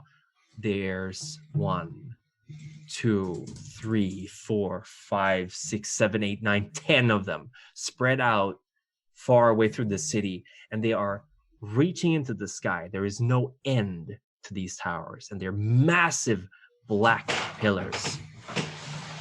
And you are also surrounded by much, much smaller pillars. These are more like kind of Romanesque pillars. And in 4 of them, you see these faces contorting and twisting, screaming soundlessly. And finally, in the middle of the ziggurat, at the floor of it, there is this thick, fleshy cord pulsating, same rhythm as the energy that you were seeing, Rosemary, and it's leading into this hole in the world that you came from. I would like to take the dagger that I still have on me and try to cut that fleshy cord. Absolutely. Barton, Trent, how are you reacting to this? I'm going to try to just observe what's going on, so rolling for that. Okay. I think Trent is kind of just, collapsing with his injury. Yeah. He's definitely in need of stabilization, kind of asking if anyone has a first aid kit, almost being like medic. Almost. Yeah, it's bleeding profusely from your eye right now. Yeah, just kind of like, guys, Nice. I know it's beautiful. Yeah. Agent Barton, you're trying to investigate the situation or observe the situation, sorry. Mm-hmm. And I rolled a 16. Yes, 16. You may ask 2 questions. Right. And meanwhile, Rosemary, as soon as you take this dagger to the cord, there is a loud, overwhelming shrieking sound, and a cloud of darkness is emitting from these towers. From each and every tower, it's like a black cloud with something coming out and like coalescing and moving towards you, and the shrieking grows louder. Right, which 2 questions did you want to ask, Agent Barton? What is being hidden from me, and what is my best way through this? What is being hidden from you? That's a good question. Let me see. I will say that you can discern that these clouds are individual creatures, possibly. It looks like birds at this distance heading towards you. You will also notice that there are sockets right next to the pillars that you're surrounded by, the 10 smaller pillars, that look kind of similar, but they're in the ground right now, as if there was a twin for these pillars that's in the ground or in the ziggurat at the moment. And your next question would be?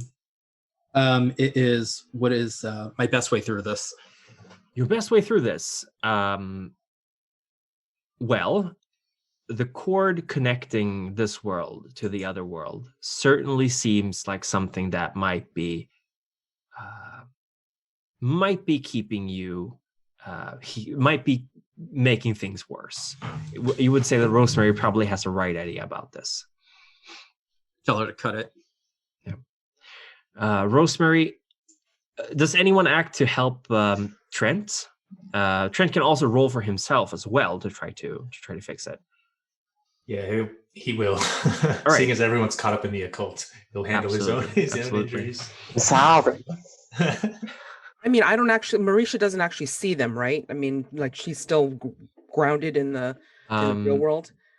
Actually, as soon as Rosemary takes the knife to the cord, you immediately see all 3 of them.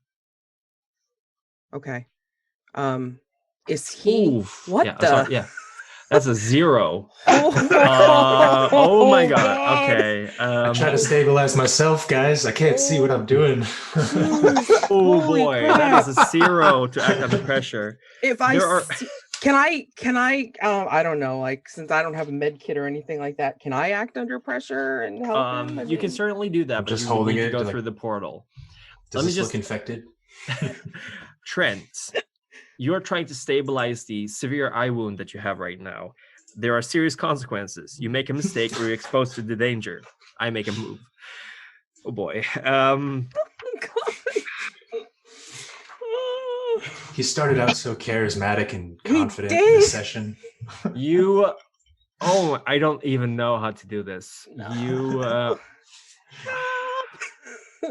You okay, I'm gonna have to purely systematically say you caused yourself a serious wound, 2 serious wounds Crap. doing this, which is Oh, very good. bad.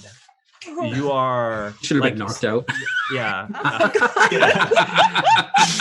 The story went where it had to go. But yeah, Trent is not doing good right now. He On is death's barely door. conscious. Yeah. Marisha, you're gonna have to go through to help Trent out. Okay. Yeah, I'm gonna go through because I mean, Yeah. because he's bleeding out. Yeah. Holy crap.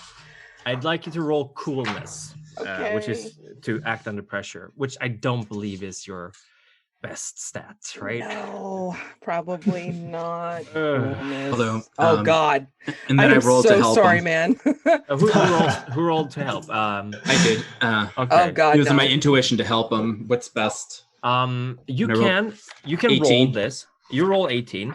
Are you doing the are you actually there is the helping or hindering? That's Is what that I'm doing. Yes. So you rolled 18, you can modify the result with 2, which unfortunately is still not enough to get over 9. Because Marisha rolled a 5. As you guys are all realizing that none of you are surgeons. Oh.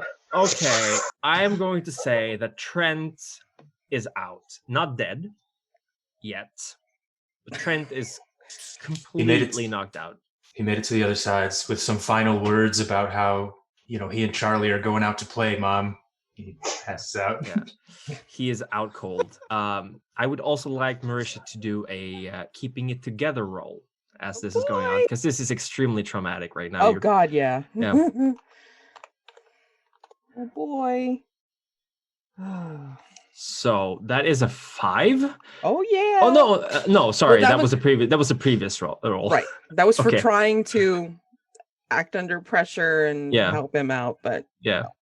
No worries. Okay, good. Oh, That's okay. a 13. that's So, keeping it together. Yeah. You can become angry, sad, scared, or guilt-ridden, or obsessed about the situation you're currently in, distracted, so that's -2 to all your rolls, or haunted by the experience at a later time. I'm totally gonna be guilt ridden because I mean I Yeah. feel bad that I couldn't help him before he hopefully just passed out. Yeah, you are racked by guilt right now. You're taking another point of damage to your stability. Still doing pretty good, still holding up well. Barton, however, is a literal bedrock of stability. I would like Rosemary to roll to cause damage with a knife. Okay. And that is engage in no, I would say act under pressure, actually. So you're not engaging in combat. That would be Okay. plus your cool. Which is a 1. Yes. So that's 12. You do it, but hesitate, are delayed, or must deal with a complication. I reveal an unexpected outcome, a high price, or difficult choice. So let me paint up a scene right now of what's going on. Is anyone looking at the things coming towards you? Yes. Yes. They are winged creatures, humanoid in shape, but definitely not human. They have grossly elongated limbs. The wings are tattered, rotten in places, and they kind of sway back and forth as they fly because they're barely keeping up in the air. Their faces, they have no eyes. They merely have these wide maws that are shrieking at you. And their arms end in huge claws as they're obviously trying to kill you at this moment. They're coming. There's hundreds of them. Rosemary. Yep. We have to leave. To destroy this cord, you will, as soon as it is destroyed, whoever is cutting it will be attacked by these creatures. You don't know if they can go through this gate or not. But you're standing before, someone has to, if you want to disconnect this, whoever does it will almost certainly die from it. Yeah, I'm ignoring the creatures so that I can try to cut through the cord before they get me. Okay.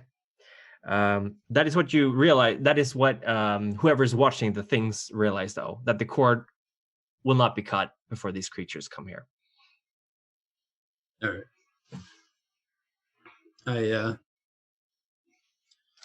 I mentioned to the guys, I'm like that this cord won't be finished cut before the creatures are here. And I have no weapons. I'm assuming Rosemary's holding that dagger, that ornate dagger. Yes. Shit.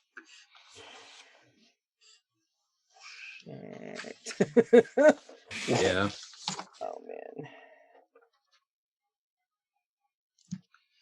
Wait, I just remembered the note. I mean, I still have it in my hand because I don't know why. I'm a dork.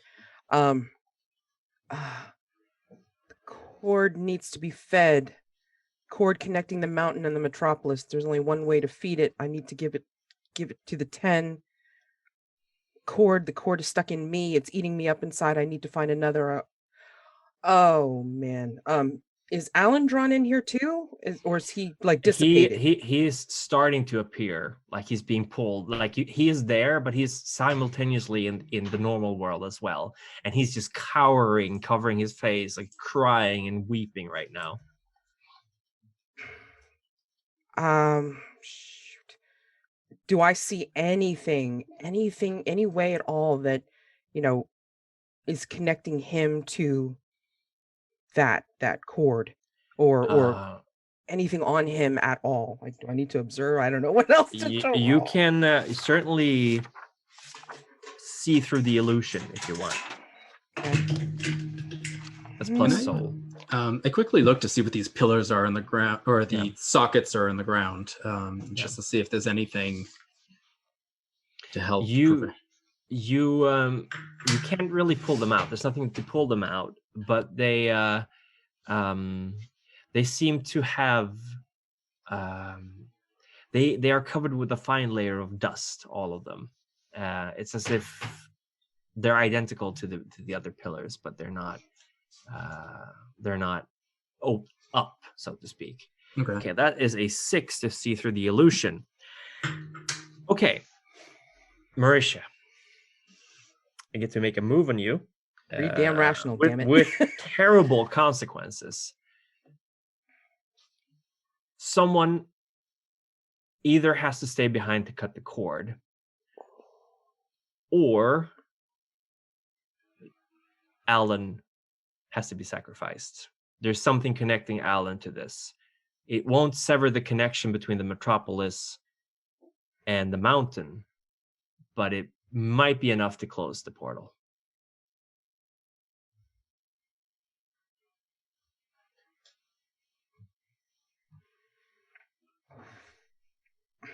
It was a terrible roll. I'm sorry. No. I mean, that's basically what it is. And oh God.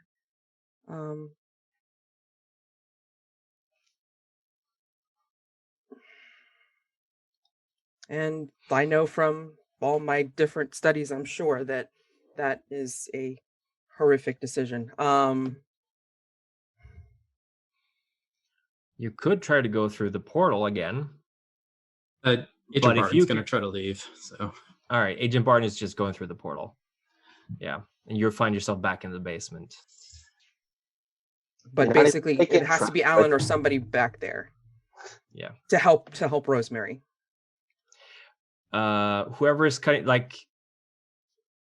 at this point, as soon as the cord is cut, considering how it's going, the creatures will be there. You can risk it and try to escape, even with them there. It's not impossible to get out, but it's going to be reliant. I'm going to tell you this right now. It's going to be reliant on one dice roll for everyone who stays behind until the end. Yeah, I've found him and I'm not leaving him, but I'll stay. You'll stay. Yeah. Are you taking over the cutting from Rosemary, or are you? Yeah, I will take over the cutting, see if I can cut the thing to get rid of his, connection to the mountain. Right. And yeah, I mean if I can, Yeah. I'll take it from her and try to push her out.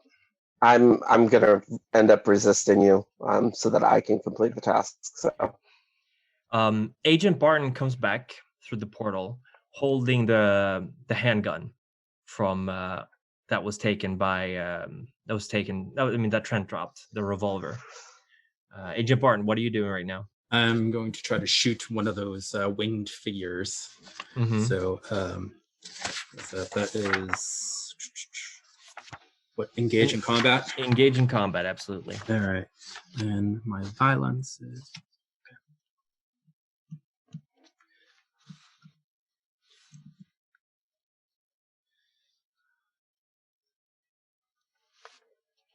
okay. 9.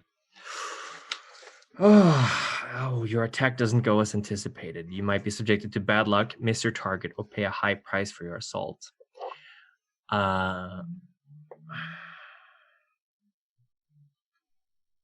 a failure to engage in combat, the consequences are often higher than for other moves, as violence carries a high price. Someone helps me. Yes, I do believe that has to be. All right. If anyone wants to help, here's a problem. Marisha and Rosemary, you're currently busy with the cord. Either of you can help Agent Barton right now. I'm going to present to you the situation. If nobody helps Agent Barton to get a higher roll than 9, so +1, Agent Barton will die. But if you stay behind and cut the cord, both of you will for sure make it through the portal before it closes. I'm Yes. sticking to the cord. Okay. I mean, Marisha? if the cord is attached to Alan, I'm trying to, I don't know. I mean, like try to tear with my hands, like try to work this out because I don't want this thing attached to my friend. Yeah. Let me revise a little bit. I was reading it a little bit further on. Agent Barton will not necessarily die, but will suffer quite a lot of damage. That will be the result instead. If that helps the decision, Eddie. So Marisha, you're staying with the cord? Yeah, if I can see the if I can see the discernible connection between Alan and the cord. I'm sorry. I'm gonna stick with the cord. All right, can't blame you. That's fine. Agent Barton, I would like you to roll endure injury, please. That is your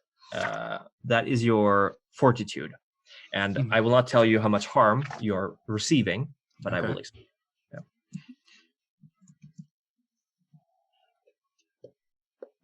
I can't force you to die, by the way. I just need to clarify that. You will have to pick between one of the 3 options in the end. 16. 16. You are still standing, but it throws you off balance. You drop the weapon. As one of these creatures, you fire at it. It dodges out of the way, and it sort of slams into you. It was the first in the row, and you're pressed against the floor as this 8 feet tall creature just kind of carves at you, screeches in your face. It is a horrible smell of rotten meat as it's doing this. However, I would like Marisha to roll helping or hindering, and then I would like Rosemary to roll act under pressure after that.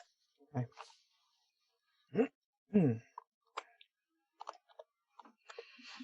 What attribute am I using for? You are rolling act under pressure as well, so that would be cool.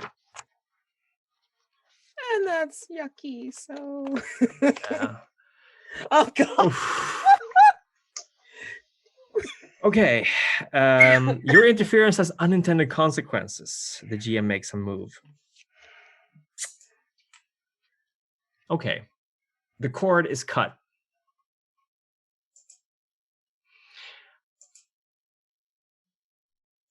it with a loud.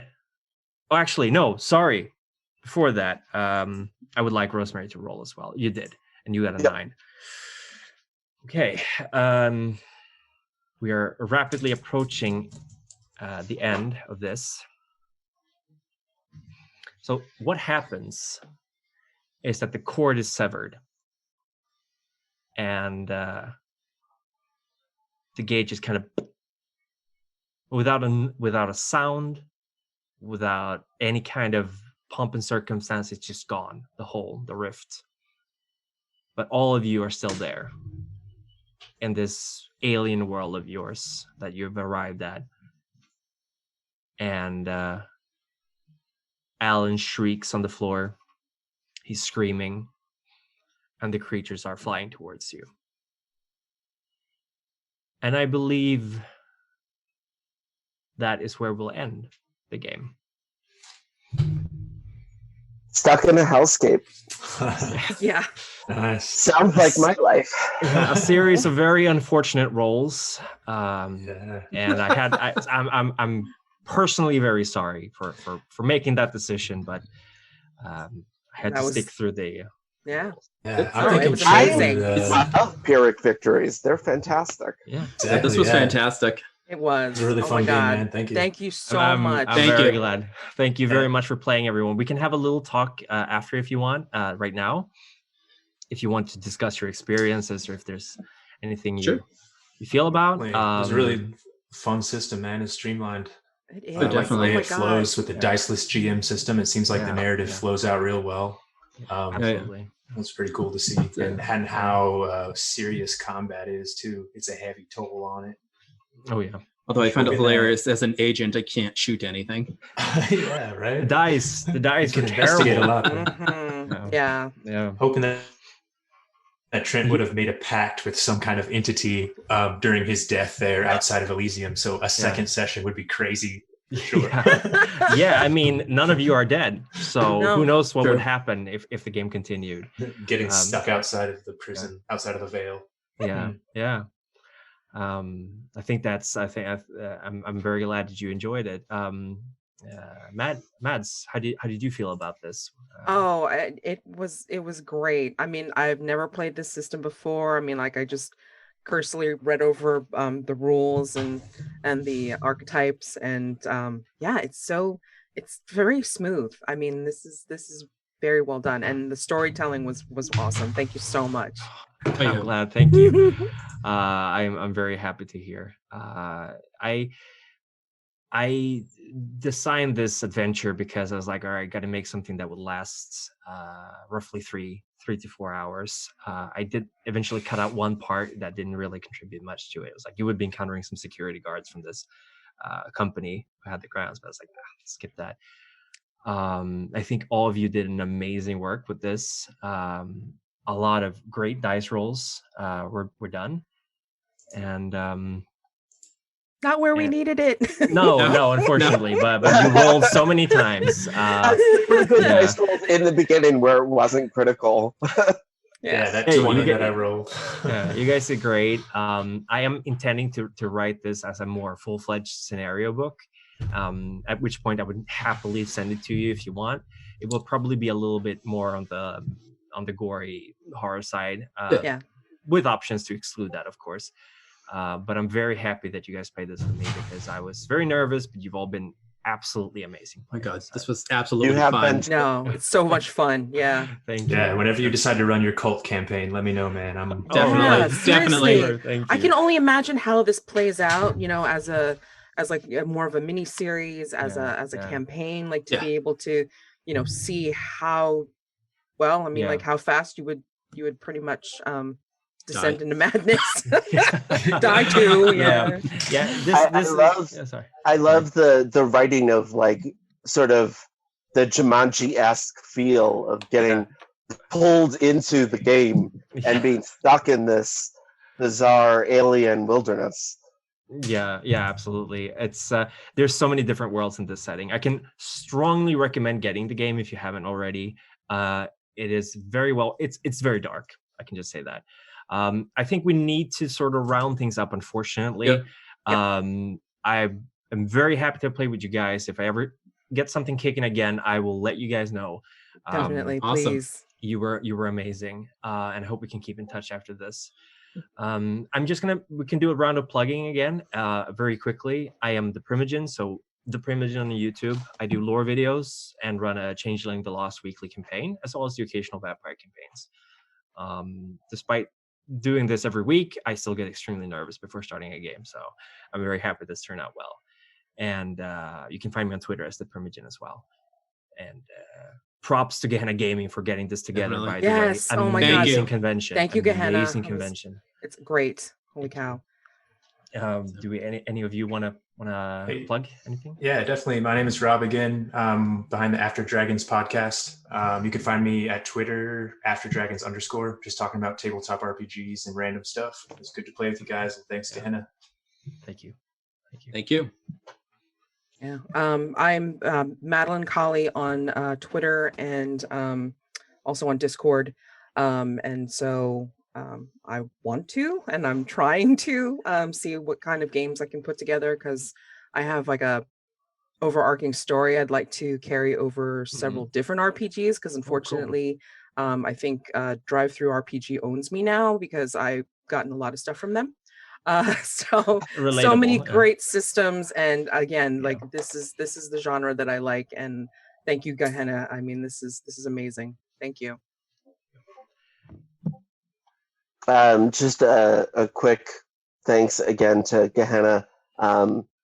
Myself and Jay have been working with them in a couple of various capacities, and have also run a couple of games this weekend. So a quick thanks to them, and to putting together the con, so that we can try to work towards what's happening in our current global environment. Yeah. Perfect. Okay. I believe I believe we are done. Thank you Thanks, everyone guys. for watching. Thank you. Thank you. Yeah. It was a pleasure. Thank you very much for playing.